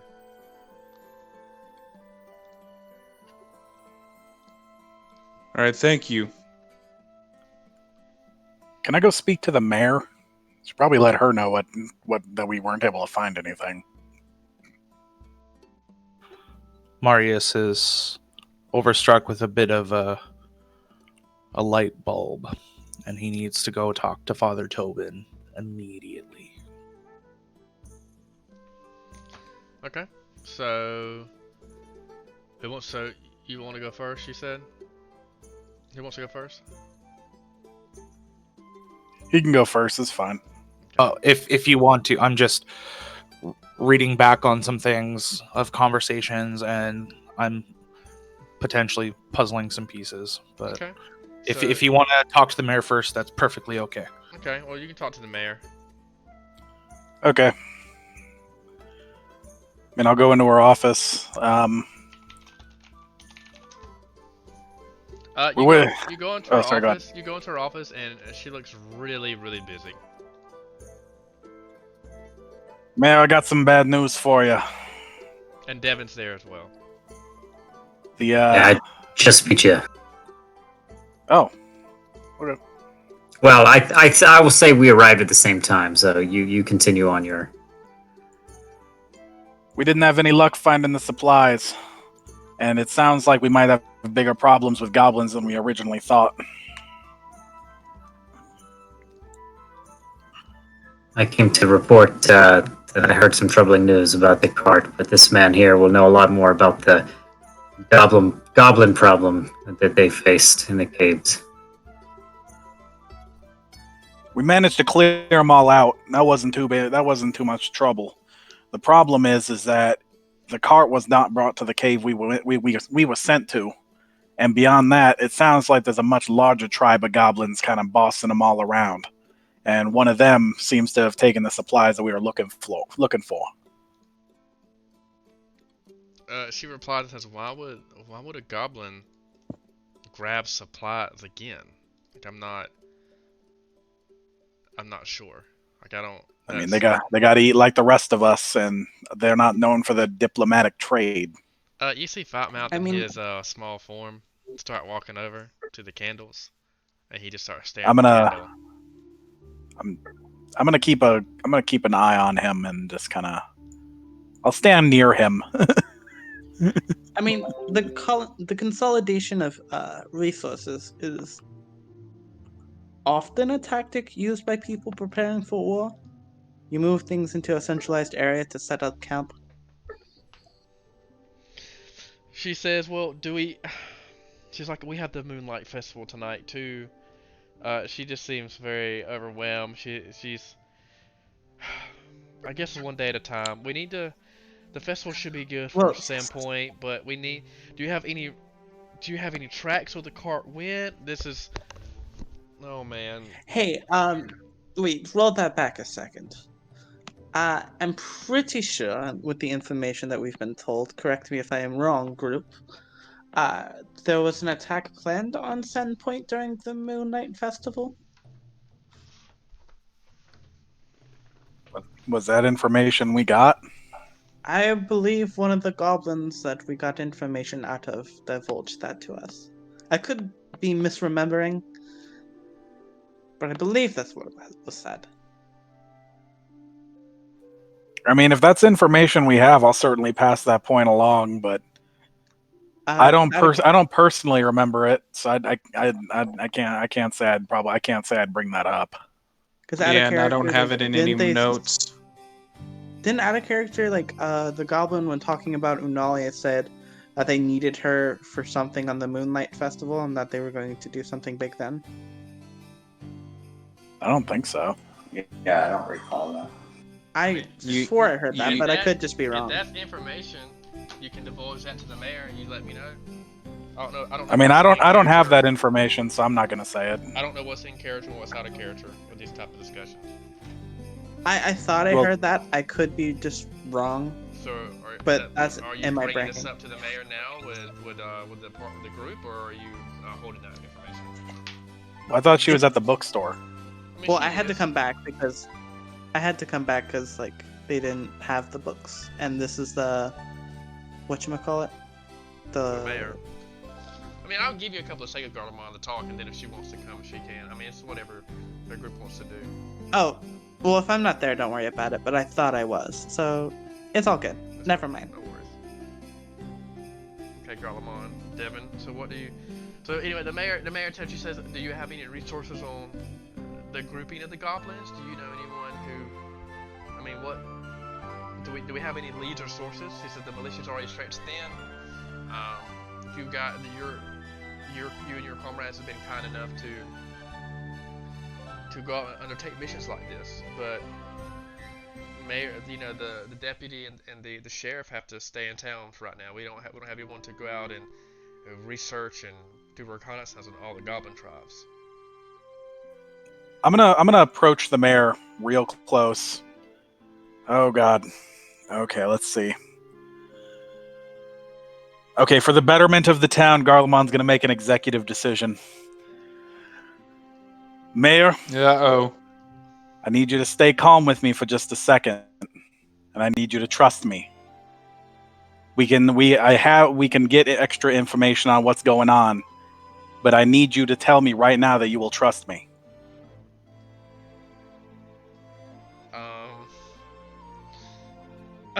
Okay. She's like, trust you? I guess so. Garlemond will go over, and is it just the four of us in here? Yeah, everyone's busy doing the festival, preparing for the festival. She is too. There's 2 guards outside, but. Mayor, do you mind if we close these doors for a moment and make this conversation private? You shut the door. Friend, come over here, and I'm gonna grab Fat Mouth's hand and bring him over to the mayor. Oh boy. Told you, Garlemond's making an executive decision. Devin's like, I'm gonna just put a hand on my sword here. I don't know what's about to happen. Don't worry. I was about to vouch for this guy, and now he just grabbed the goblin. I vouch for him. Fat Mouth, take off your hat for a second. Fat Mouth says no. I'm gonna get down on one knee and come in and look down at him. You need to trust me. This is to help keep everyone safe, including your friend Nualia. We not trust anybody except for Princess of Gobs. Well, do you want to keep her safe? Do you trust me? You know I can keep you safe. But this is for everybody. Me not like Longshanks. And then the mayor kind of pushes. She says, "Why is this child talking like this?" Okay, you can keep the hat on. Will you tell our friend here what you know about the other goblins? He steps to her and says, the gobs are planning for Goblin King to come back. Do you know where Do you know where the other goblins are? He says we know what other tribes are, or he knows about what other tribes are. But only he said one group is trying to take all the strong goblin heroes and get them together to raise the Goblin King back from underneath ground. Well, there you have it, Mayor. The mayor kind of looks a bit weird. She's like, "Who's this child? Why does he? What is this?" Mayor, I want you to think about carefully what he just said, and ask yourself if you really think this is a child. Do you think I'd bring him here for a joke? I mean, in real As life, I said, I'm trying to play this in real life. I think she'd be confused. I think she would be honestly confused. She's stressed out. The town's been going through a plague and what. I know you're an adventurer, Cody, in the game. But she's confused. She would be confused. You have to admit that she would be confused and stressed out. She's Perhaps she's young for a mayor. That's true. That's true. That's fair. Devin will speak up a bit here and say, Mayor, I apologize if I may. I'm not sure I'm following the dwarf here and how it relates to this not child. What I can say is that this man and his party has been crucial into helping us get leads on where the other card is, what the goblins are planning, and killing any goblin they find. I think we can put our trust in them, and I will devote the resources of Blue Eagles to helping them in any way I can, so you don't have to put a strain on the sheriff and any of the town's guards. The town and its guards may definitely come into play here. I do trust in your company, and I thank you for your confidence. My little friend here knows a lot more about what's going on with the goblins than I personally do, and you're just going to have to take my word for that. I don't fully understand everything that's going on and what he says, but it sounds like they're planning something big, and it sounds like this town is going to get wrapped up in it, and I think you should be ready for that. Well, you've been nothing but trustworthy so far. I have no reason to doubt you now. What you do with this information, Mayor, is up to you. How seriously you want to take it is up to you. I ask that you trust me, and that's all I can say on it. She lets out a sigh again. She says, "Okay, or is the town in any immediate threat right now? Do you know of?" Fatmouth, how soon do you think the goblins are looking at moving in on this? How ready are they? Me not know. Me just know that one group of big gobs go to each goblin tribe, ask for their strongest leader warrior, and say they have to do something to get Goblin King out of ground. I mean, it doesn't sound like they're super prepared yet. They'd probably be bragging about it a little bit more if they were. But I think it's in the near future, and especially with festivals like this coming up, I'd say just make sure you have your security where you want it. Kid Fatmouth replies and says, me think that he says, if I was strong, if me strong, I would just go to gob camps and kill them first. They mean anyways. Do you know where the camps are? I know kinda what they at.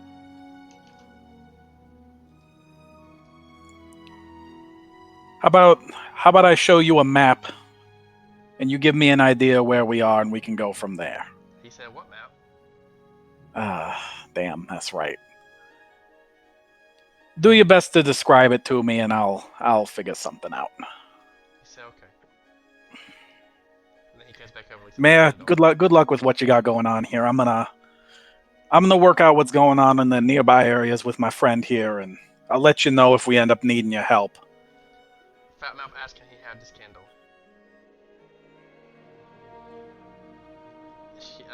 If I give you a gold for the candle, can he just have it? She says, "Sure." He's a little bit special. Just he knows what he's talking about. He's just a little bit special. Evan's like, okay, I'm still vouching for See him. the fat man grabs the candle, and he said, "Will you light this?" Let's wait till we're outside till we light it, okay, buddy? Okay. Then he goes outside. He say, "Light this now." Mayor, I'll speak with you later, and I'll go with Fat Mouth, and I'll lead him somewhere where we can safely light the candle that I don't have to worry about him burning everything to the ground. Okay. So whose turn is it now? Marius' turn. Yes. Okay. Marius, you enter into the church. You see a crowd start to gather outside in anticipation for the festival. You see a stage being built. You see marketplace carts being arrived. The taverns are making like pop-up carts for food and ale. It seems that things are taking such a great turn from the dire situation the town was in. Children are playing and laughing. I look on in satisfaction, but with an undertone of grim awareness of the conclusions I've come to, and want to seek out Father Tobin right away. Okay. So you talk to Father Tobin's there. You see him frantically knocking on Nolly's doors trying to get in. Father Tobin, I have some urgent news. He says, "Wait, child, I haven't seen Nalia all day, and I told her to go in her room and pray, but she's not answering the door." As he, messed with the handle and is screaming, "Nalia, Nalia, we must get ready for the festival." Father, I think the enemies of Desna are moving against us. He stops and says, "Child, speak." When we went to seek the aid or the pieces for the medicine, I came across a ritual in progress. I forgot to bring it up in my ignorance due to the grief of the people passing, but the image of the three-eyed jackal woman was plastered everywhere in the midst of a sacrifice. We have just dealt with goblins dealing with religious and necrotic magics. There might be something more to this than we're aware of. Father Tobin grabs your shoulders and slams you against the wall, and he says, He says, "Why did you not tell me this happened? It's been days now. Who else knows of this? You must keep this quiet and not tell anybody." Nobody but you and I. Okay, he says, "Okay, I'm sorry, Marius. I just kind of I understand there's a lot of you stress. get your temper from me, son. I don't." He says,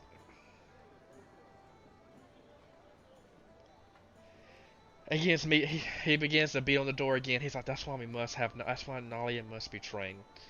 I didn't think that she would have to be trained in the art of sword as well, but Marius, it's time for you to start teaching your sister as well with Alkali Xanthus on how to use a blade.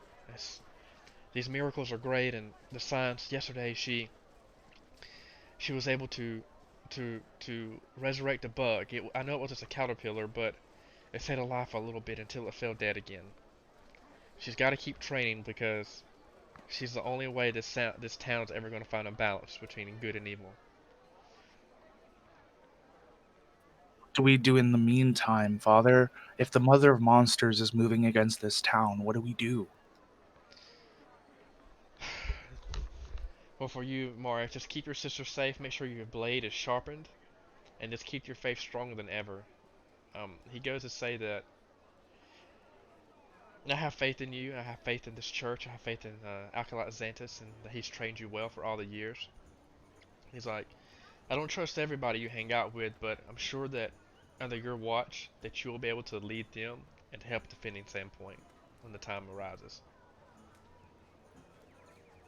But just know that Nolly is the key. She will always bring about a balance in good and evil." I hope to be able to have such unshakable faith like you someday, Father. She says, my child, you will. One day you'll be the father of this church. But until then, just heed my words. And keep your tenets strong. Marius nods deeply and walks away. Just confused and in awe of what's going on. Marius, as you walk away, she says, I've heard of a man that the description of him sounded familiar, son. I don't have much time before the festival, but maybe after.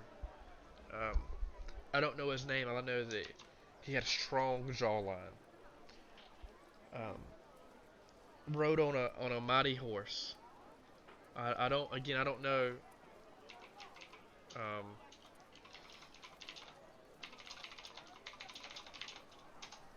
I'm trying to. He's trying to. You can tell Father Xantus is very flustered. She's thinking about what you've told him. He's beating on the door of trying to get Nualia. He says, Marius, other acolytes in the church have told me, but at that time, Nualia's door opens, and you can kind of see that she's dirty because she was in the cave and things like that. And he says, Nualia, where have you been? Marius, he's like, okay, Nualia, let's go. Marius, someone's, again, you can just tell that he's stumbling on his words. I think he had dark hair, scruff build, heavy eyebrows, an afternoon shadow. Just take that description and go find this man and tell him I need to see him. The description sounded very familiar. I was just going to ask, would I be able to link it to the man who's been riding the horse? Yeah, I think so. Yeah. Okay. So I see myself out and take some stabilizing breaths at the thought of the information I just shared and the almost frustration of inaction coming from Father Tobin. And I go and meet Devin.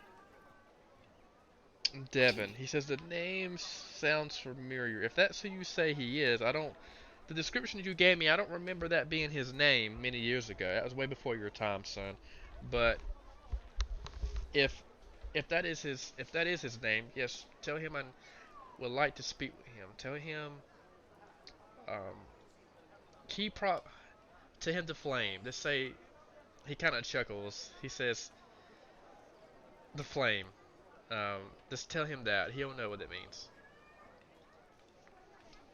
His father.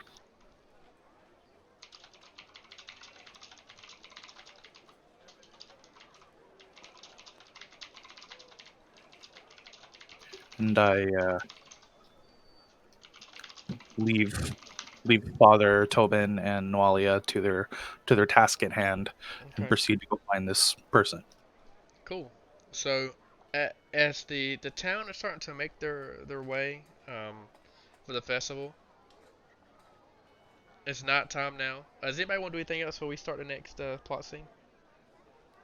I'll meet up with the group and try to get my share of the Goblin gold, and then we'll probably just head back to the tavern and start making some more stuff for myself.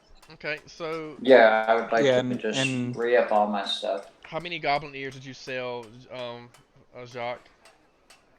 I believe it was 7 pairs. So that's 14 gold? Yeah. Okay, so I guess you can split the 14 gold up evenly amongst the party members. You can tell that to tell that Broderick and he'll put that in the master loot list and item share and all that kind of stuff. Make sure that's reflected on your character sheet. I was gonna say hold on, because that's gonna kind of depend on Jock, because Jock's been the one collecting the ears and catching the bounty. If all they do is split it between themselves, I'm not gonna put that in the master loot list. True, true. I mean, I guess it's up to Jacques on what he. I mean, he is cutting the ears off. Yeah, it's Jacques' money. I kept it all, but I guess if someone speaks to me about it, I might change my mind. Yeah, Bella would, just because, like, she spent some costly materials helping you. I mean, in all fairness, does she know that you can sell the ears? That's true too. I didn't think about that. Because I think that was just like on a sign on a random building, like sign was- games ago. I You did. guys did it. I the did first say day of- out loud to save all the goblin ears for Jacques, but that was before the ambush. If I remember right, the sign with the goblin ears was across Session the 1. street from the book from across the street from the bookstore though, and she's been to the bookstore. I mean, I mentioned that I wanted the goblin ears, but I also danced the whole time we were fighting the goblins, so I might just be weird. Yeah, I mean, I would think he's just a weirdo personally. I mean, from my perspective, it's not that uncommon for like goblins and other monster to humanoids to have a bounty. And seeing as the town's been attacked constantly, and I know that it has, and I have a high intelligence, it would make sense that I would also know, even if I didn't see the sign. Yeah, I mean, you can Also, talk to Jacques adventurers and don't do convince shit him. for free. I mean, we basically just did that whole dungeon for free. No, you did it for 14 We've gold. and I done want my we've share. done a lot of things for pretty cheap. Yeah, we have made almost no money doing all of this. Well, That is terrible. You guys are a terrible business. So no, I'm we're helpful actually- people. I would like to find Jacques and see if we can identify the magic longsword that I've been carrying since like the second session. I forgot that was a thing. Yep. I've been holding on to it. Yeah. I think Bobby doesn't have any more spells, does he? No, He's I out of don't. But I also. Okay, and I that's also why wanted that's to why know- we've not gotten it identified yet, is because we keep running out of spells. But I would Is there like no to one ask in town that for can the identify things? wait, someone else can identify things? No, I'm asking, is there like a service in town that can do that? Yeah, but that costs money, and I have 4 gold. So, I mean, to identify something, I doubt it would cost more than 4. If it costs 4 whole gold, I would honestly be surprised. But it takes like a level 0 spell and a conversation. I would also ask It's a level Jacques 1 for spell. Thank you very much. for This the is Baldur's plus, Gate. the It plus takes at 1 least heavy 100 steel gold. shield. Sorry, what? I didn't take that with me. Oh, you because I know that you were kind of holding on to stuff, so it's in the okay. Plus 1 heavy steel shield, calling dibs. I mean, if you took it with you, I didn't take that much from the Dragon Heart. All right, because I'm trying to. Whenever we get back to the group, I'll explain my plan. Okay. So you want to get back to where y'all want to meet at? The White Deer again? Also, quick question: how much do dice cost? I don't know. Garlemire, look that up for me, please. How much do dice cost? Couple Yes. of copper. Well, a couple of copper, yeah. Not an amount anyone gives a shit about. I round everything to a gold for PCs. So Fatmouth has dice though. Him and Nolly were playing 18 mule. I mean, I'll go with Fatmouth to the tavern. That seems like a place he'd enjoy. You see Fatmouth I'm going near definitely going. Garlemire, you see Fatmouth going near houses with his candle. Okay, Newt. I will take him by the hand and lead him to the tavern and tell him, let's go eat and drink and play dice. You hear him growl. Let's go play dice. But he does what you say anyway. Come on, I'll treat you to good meat and good booze. So let's go to the. I don't have it. Do I not have it? Probably be the best meal he's ever eaten. Do I not have the tavern on here? What? Ooh, looking a little odd, guys. I'm sorry.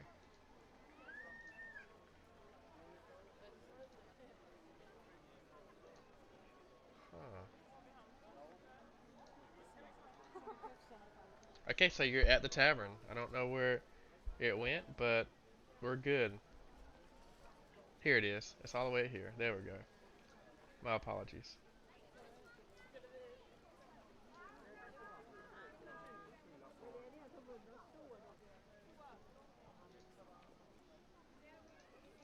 Okay. So who's in the tavern? It's the whole group, I guess. You see Marlowe there, but he leaves and tells you good day.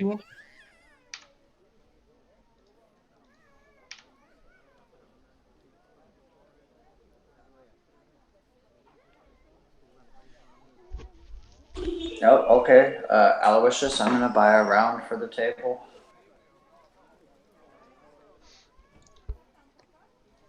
You hear And you hear the bell start to toil. You can kind of hear people begin to walk outside and to gather around.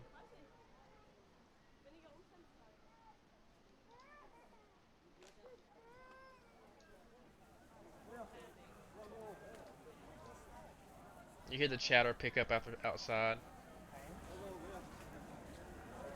Okay, what's the group want to do?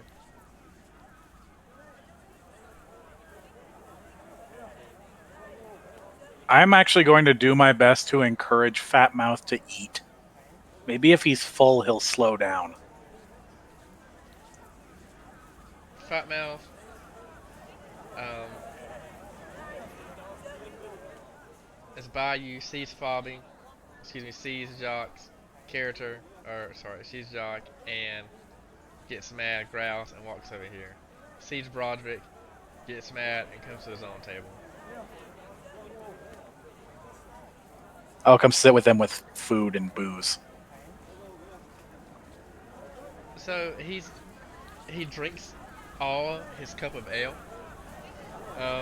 Never had it before. He's eating. He eats. He kind of like he kind of starts to choke as well. He's never had fresh food. I mean, he's not even using a fork. He didn't know what the fork was. He actually took the fork and put it in his pocket and said, "Stab you later," and puts it in his pocket. And it starts eating with his hand profusely, kind of like Goku when he eats a lot in anime. He drinks the drink, um, and he starts to walk over here in this corner.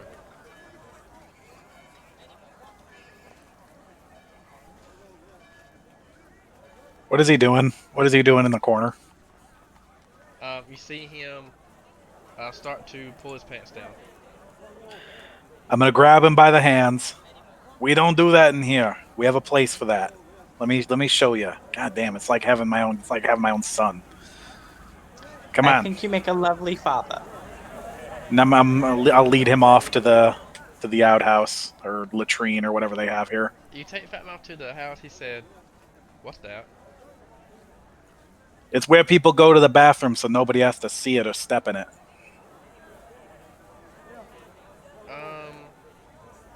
You won't. Can you? He don't. He's confused. Okay, I'm going to do this like a goddamn little kid. I'm going to bring him to it. I'm going to tell him, turn around, I'll show you. And I'm going to just pull off his pants and sit him on the toilet. There, now go. Go to the bath, take your shits. Wow. Um, Pathfinder, where we teach goblins how to get potty trained. This is some serious stuff here, guys. You don't find that in IV. Fat Mouth releases himself, and he say, "Okay," and he puts his pants back on, and he starts to make his way back in the tavern. As he makes his way back in the tavern, you see that he starts to wobble Garlemon. Yeah, there's the booze hitting you. Here, take a seat. Take a seat, buddy, before you fall over. He actually is he looks over there at Broderick and he starts to growl at them.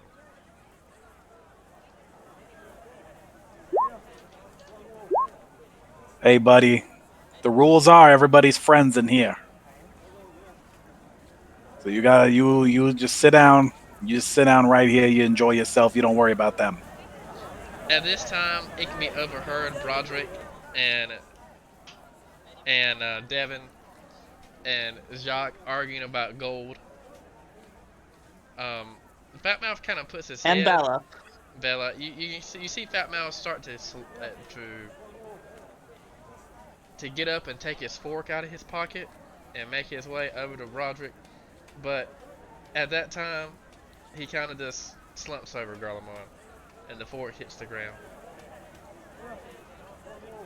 I'm gonna pick him up, and I'm just gonna carry him like a little kid. I'll just carry him over my shoulder. So Broderick, Garlemon, you make your way, Fatmouth in hand, and you overhear this conversation at the table about gold and stuff. It seems like the music is picking up. You hear. But seriously, we need to start charging people for our services. Luckily, with this being a magic weapon, it is going to be worth more than usually any other items. I'm even willing to make a trip to Magnamar itself to get the proper compensation for this. Does anyone else hear that? Have you guys not been being paid for your services? Aloysius spits out his beer. You mean we haven't been getting paid? I mean, no, but we're also like 15 or something. Yeah, technically, I'm the only one here that's like a legit adventurer. Everyone else here just kind of lives in. Oh yeah, me and Aloysius were legit adventurers. Everyone else lived here in town.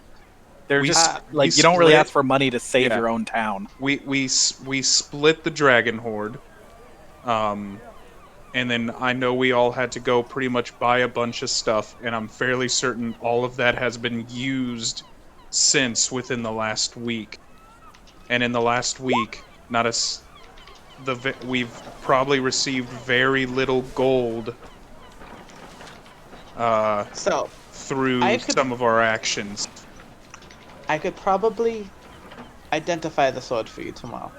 I could also provide more temporary potions for you to use. I would like some money, because the things I do aren't for free. Especially firing the incineration shots. The shit's expensive. How much money do you have?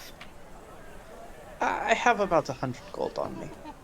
But the amount I have a fifth of that. Not a fifth of that. Sorry, hold on. Miss 100 gold over here bitching. 5% of that.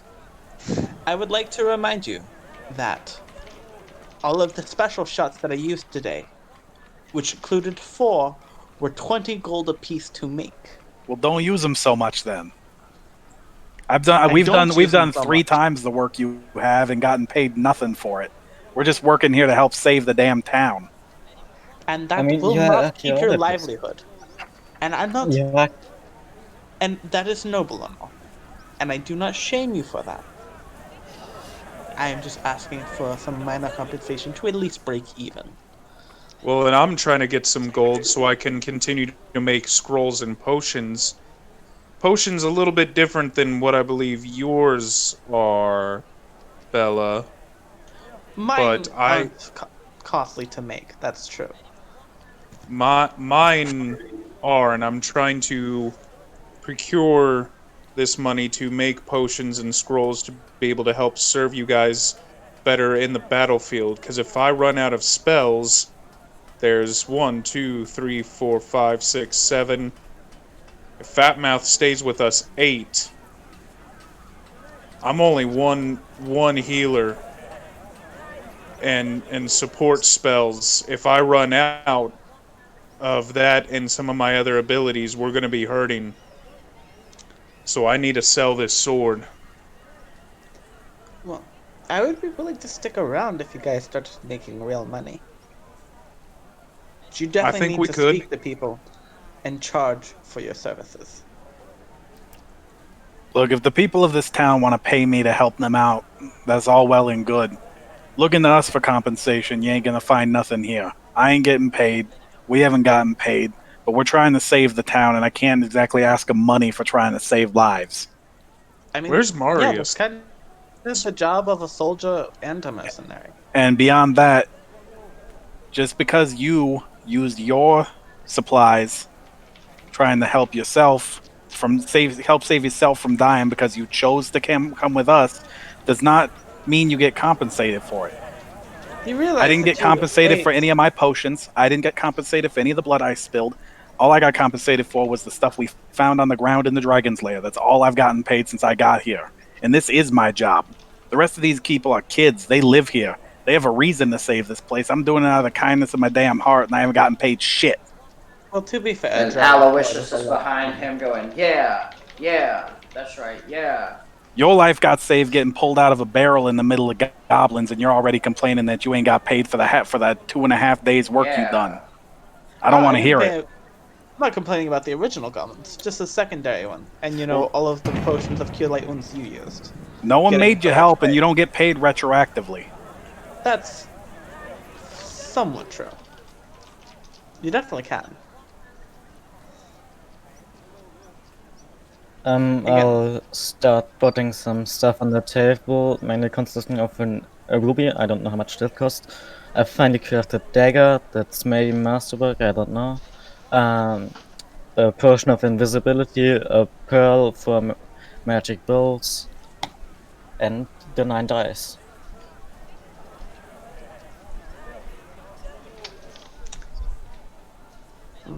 Well, there you go. gonna All say- the spoils of war thus far. Ruby is very pretty. Fat Mouth is still kind of intoxicated. He say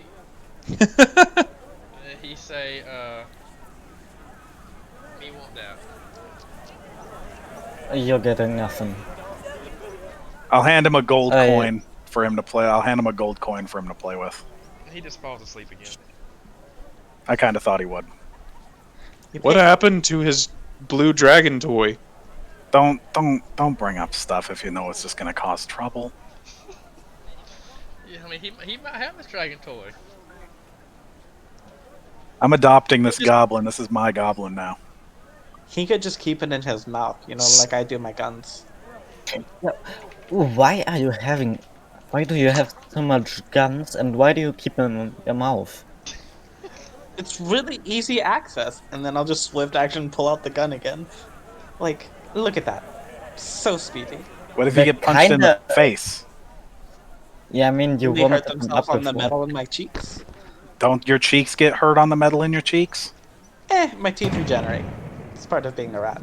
I don't know if that's great reasoning. There's that noise again. That doesn't Also, if people explain punch me, they question should- 1. Also, people punching me in the face have a lot more problems going to be immediately happening with their skin and their biological reactions to touching me. Well, usually people punch. All right. Let's say they use a sword or a hammer. Well, what is our plan? Hammered in the face, I'm just dead anyways. Yeah, fair enough. As I said, I'm even willing to travel to Magnamar, mostly to sell some of this stuff. I don't know if anyone here in Sandpoint would have the gold to be able to handle this, but if we're going to take on a larger tribe of goblins with what looks to be potentially 2 orcs in command, I'm going to guess, Hey, by those paintings. Yes. Sorry for the intrusion. I just wanted a quick couple of things before I take off and tend to the festival. Your name is Devon, right? Yes, that's me. Who's Were asking you again? potentially trying to meet with Father Tobin at any point? Oh, yes, I knew I was forgetting something, Father He Tobin. mentioned something about the flame, and he asked me to come find you. Oh, well, that sounds important.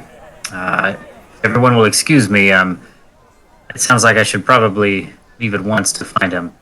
I did want to say, though, and I'll point to Broderick, uh, if you can, I can't promise anything, but if you can give me a list of what you might need, I will see if I can ask the mayor on your behalf if there may be any coin available to fund this endeavor. If we As are, soon in as fact, trying to get the cart and the remaining supplies back, if possible, and as soon neutralize any threats. Sorry. as soon as he says that, I'm going to get one of my loose papers and just start writing down a list of alchemical ingredients. Marius just y- looks y- on and says, "As you guys sort this out, I have duties to attend to. I will see uh, you all later." yes, very well, thank you. I will go see Father at once. The laughter it gets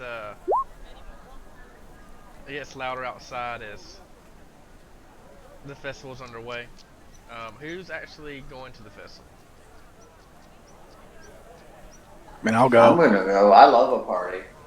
Okay, you can put your characters somewhere in this area.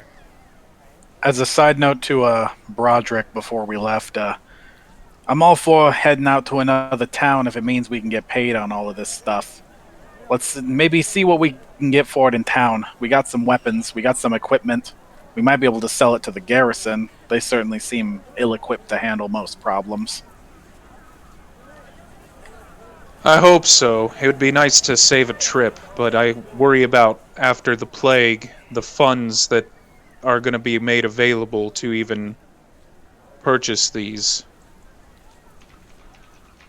Well, let's see what we can do. If we really need to leave town, I mean, I'd prefer not to if at all possible, because trouble seems to be on the horizon, and God knows it seems like we're the ones dealing with all of it. Uh, I'm going to just go up to my room and begin crafting some more because I am out of special bullets. Okay. So if you're here, go ahead and put your characters up here. Can I have my goblin baby? He's in your. Yeah, sure. Let me. I can just write him in my inventory if I have to. There Yay! That's my Are you goblin going to do now. what you did with the dog and just like crop him into your character photo? Maybe. That dog did really make that character photo.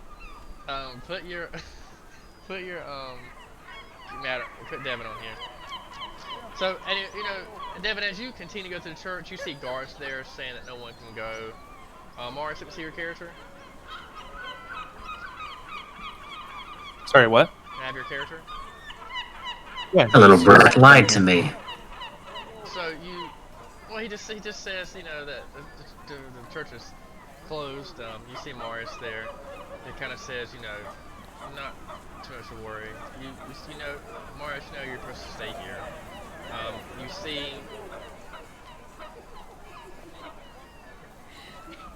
see Xantus here. He says, okay, Morris, us and a couple more guards. Some acolytes are going to stand guard here. I know Father Tobin said that he needed you on the stage today after the sheriff makes his address to the town. I'm not really sure what's going to happen, but Father Tobin said that we're going to heal the town and cleanse the town. So I'm not sure, but That is super concerning wording. said, Sorry, kill the town? he says cleanse the town and heal the town today with Okay. this with Nualia. So that's what he tells you.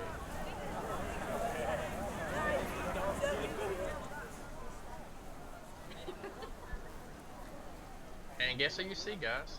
also pop up there. You see him with some religious clothes on. You see old Juglin Yeah. across the Hey, stage. that's new. That's Juglin 2.0. That's the new Juglin. I'm gonna say, is this a throwback? Is this Uh, an Easter egg? yeah, it is for them. Yeah, Cody recruited another player and he got his tongue cut out, so he just called him Juglin. So Morris. I have a tendency to recruit people. So you see the atmosphere kind of settle down.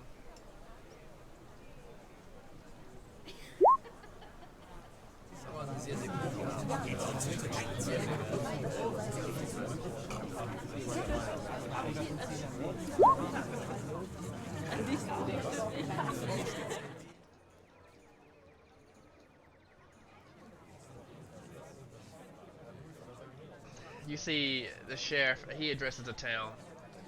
Um, he brings a cart by. You see them pull a cart on stage. He says, "Many of you know that we canceled the Swallowtail Festival this year because of the plague and of other concerns. But Father Tobin thought it was a great idea, a good idea to have a mini festival today or this evening on Moon Day to celebrate Desna and all she has done for the town through cleansing, through the hardships that we've had. I know the entire town has had hardships, but as long as we band together, Sandpoint, one thing I love about this community is that we're not just a community or a town, we're citizens." And he makes his way, and he ushers in Father Tobin. You see Father Tobin bring Nualia. When that happens, you hear the whispers get louder. You see people start to push forward the crowd. Some of the militia step up. You see the town council. Each has a militia card by them. As they start to rush the stage, the militia start to make maneuvers. As you hear a thunderstorm, as the sheriff takes a small stone and throws it on the ground for everyone to be quiet, and tells them to get back in position. As you see townsfolk move around at Nualia.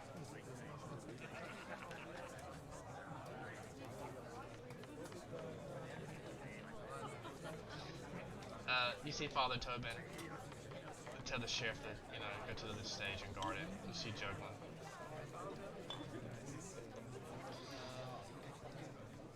Father Tobin addresses the crowd as they stop and they are silent. He ushers Marius to come on board. You see, there's more acolytes there. You see that they're gathering. They're building. It looks like a small bonfire in this area.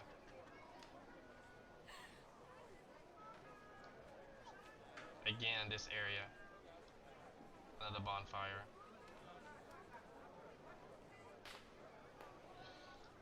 He tells the guards to make sure that the town members are backed up. You see a huge type of cage of beautiful butterflies. And it says, with the release of these butterflies, it is a symbol of Desna's rebirth. And through that rebirth, she has now brought a sign through Nualia, and she will do some signs of wonder for the town this evening. So, at that moment, you see hundreds of butterflies being released into the night. The town cheers, and Father Tobin tells Nualia to come this way. He says, for our first sign, you see him point the Acolyte Xantus here. Acolyte Xantus brings up two people. You see one has a scar, running. It's kind of like just like scars on their arm. And he says, "This is Matthias. Works at the lumber mill for the Scarnettis. and he looks at the Scarnati. He looks at Titus over here, and says that Matthias was injured on the job, and the Scarnati family refused to take care of him after he was injured, and said it was his own doing. You can see the Scarnatis kind of get really uncomfortable, but he says Desna has brought that answer, as he has Nualia.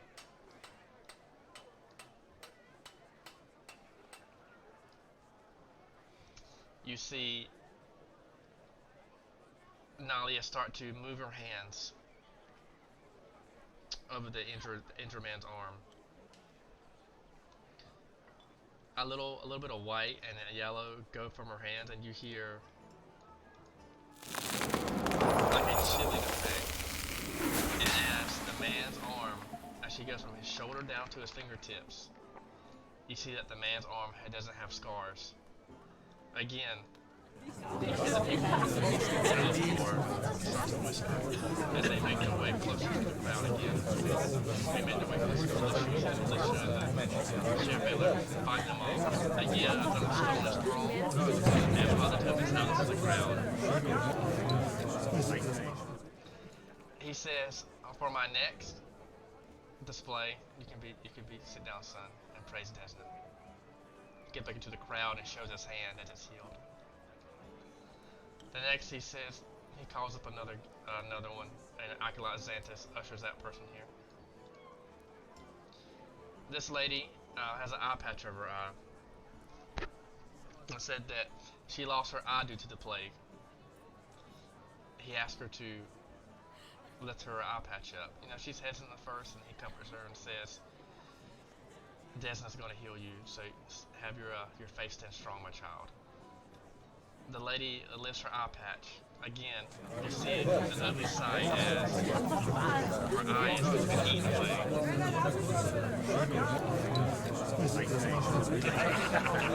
He silences the crowd again.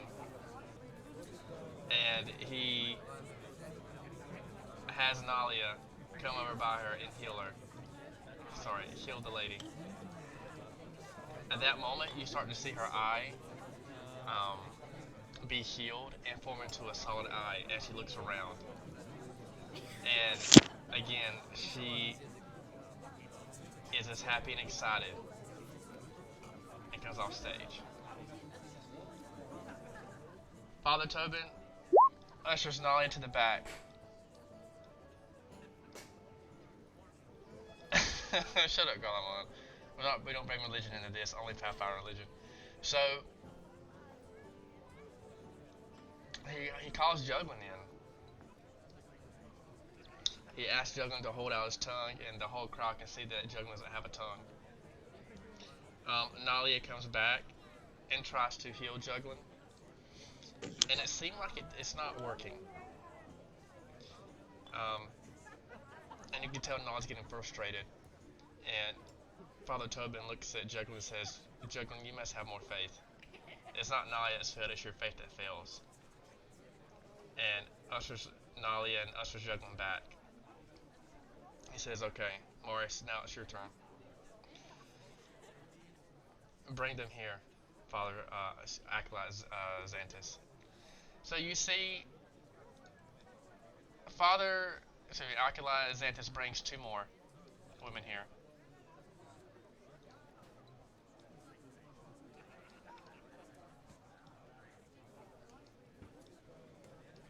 He has one of the militiamen hold one, and you see they're trying to get away.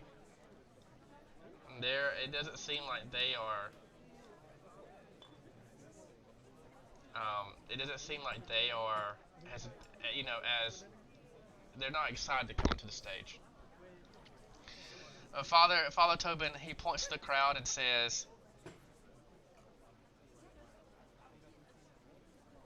with every cleansing, with every healing, there must be a cleanse.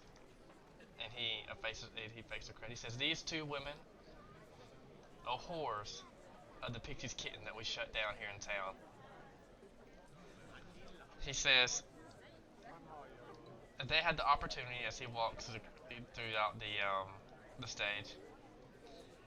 He says they had the opportunity to repent for their sins, and ask Desmond to cleanse them.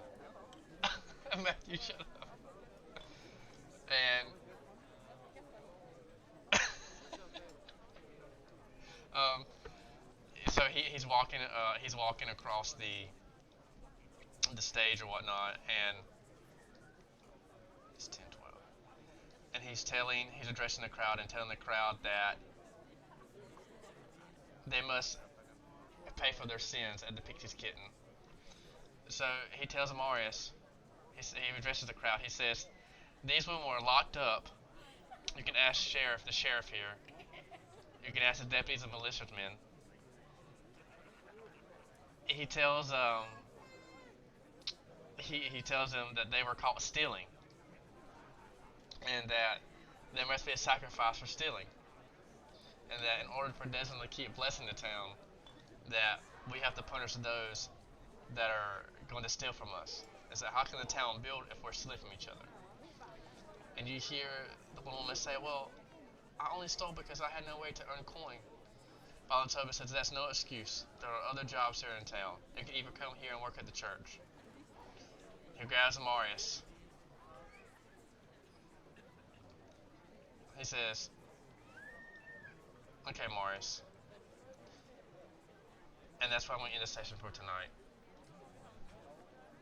Don't you end it there. Don't you end it there. Thank you, everybody, for watching and checking us out. I appreciate it. Every Thursday at 7 p.m. EST time. And I will be uploading the next video next week.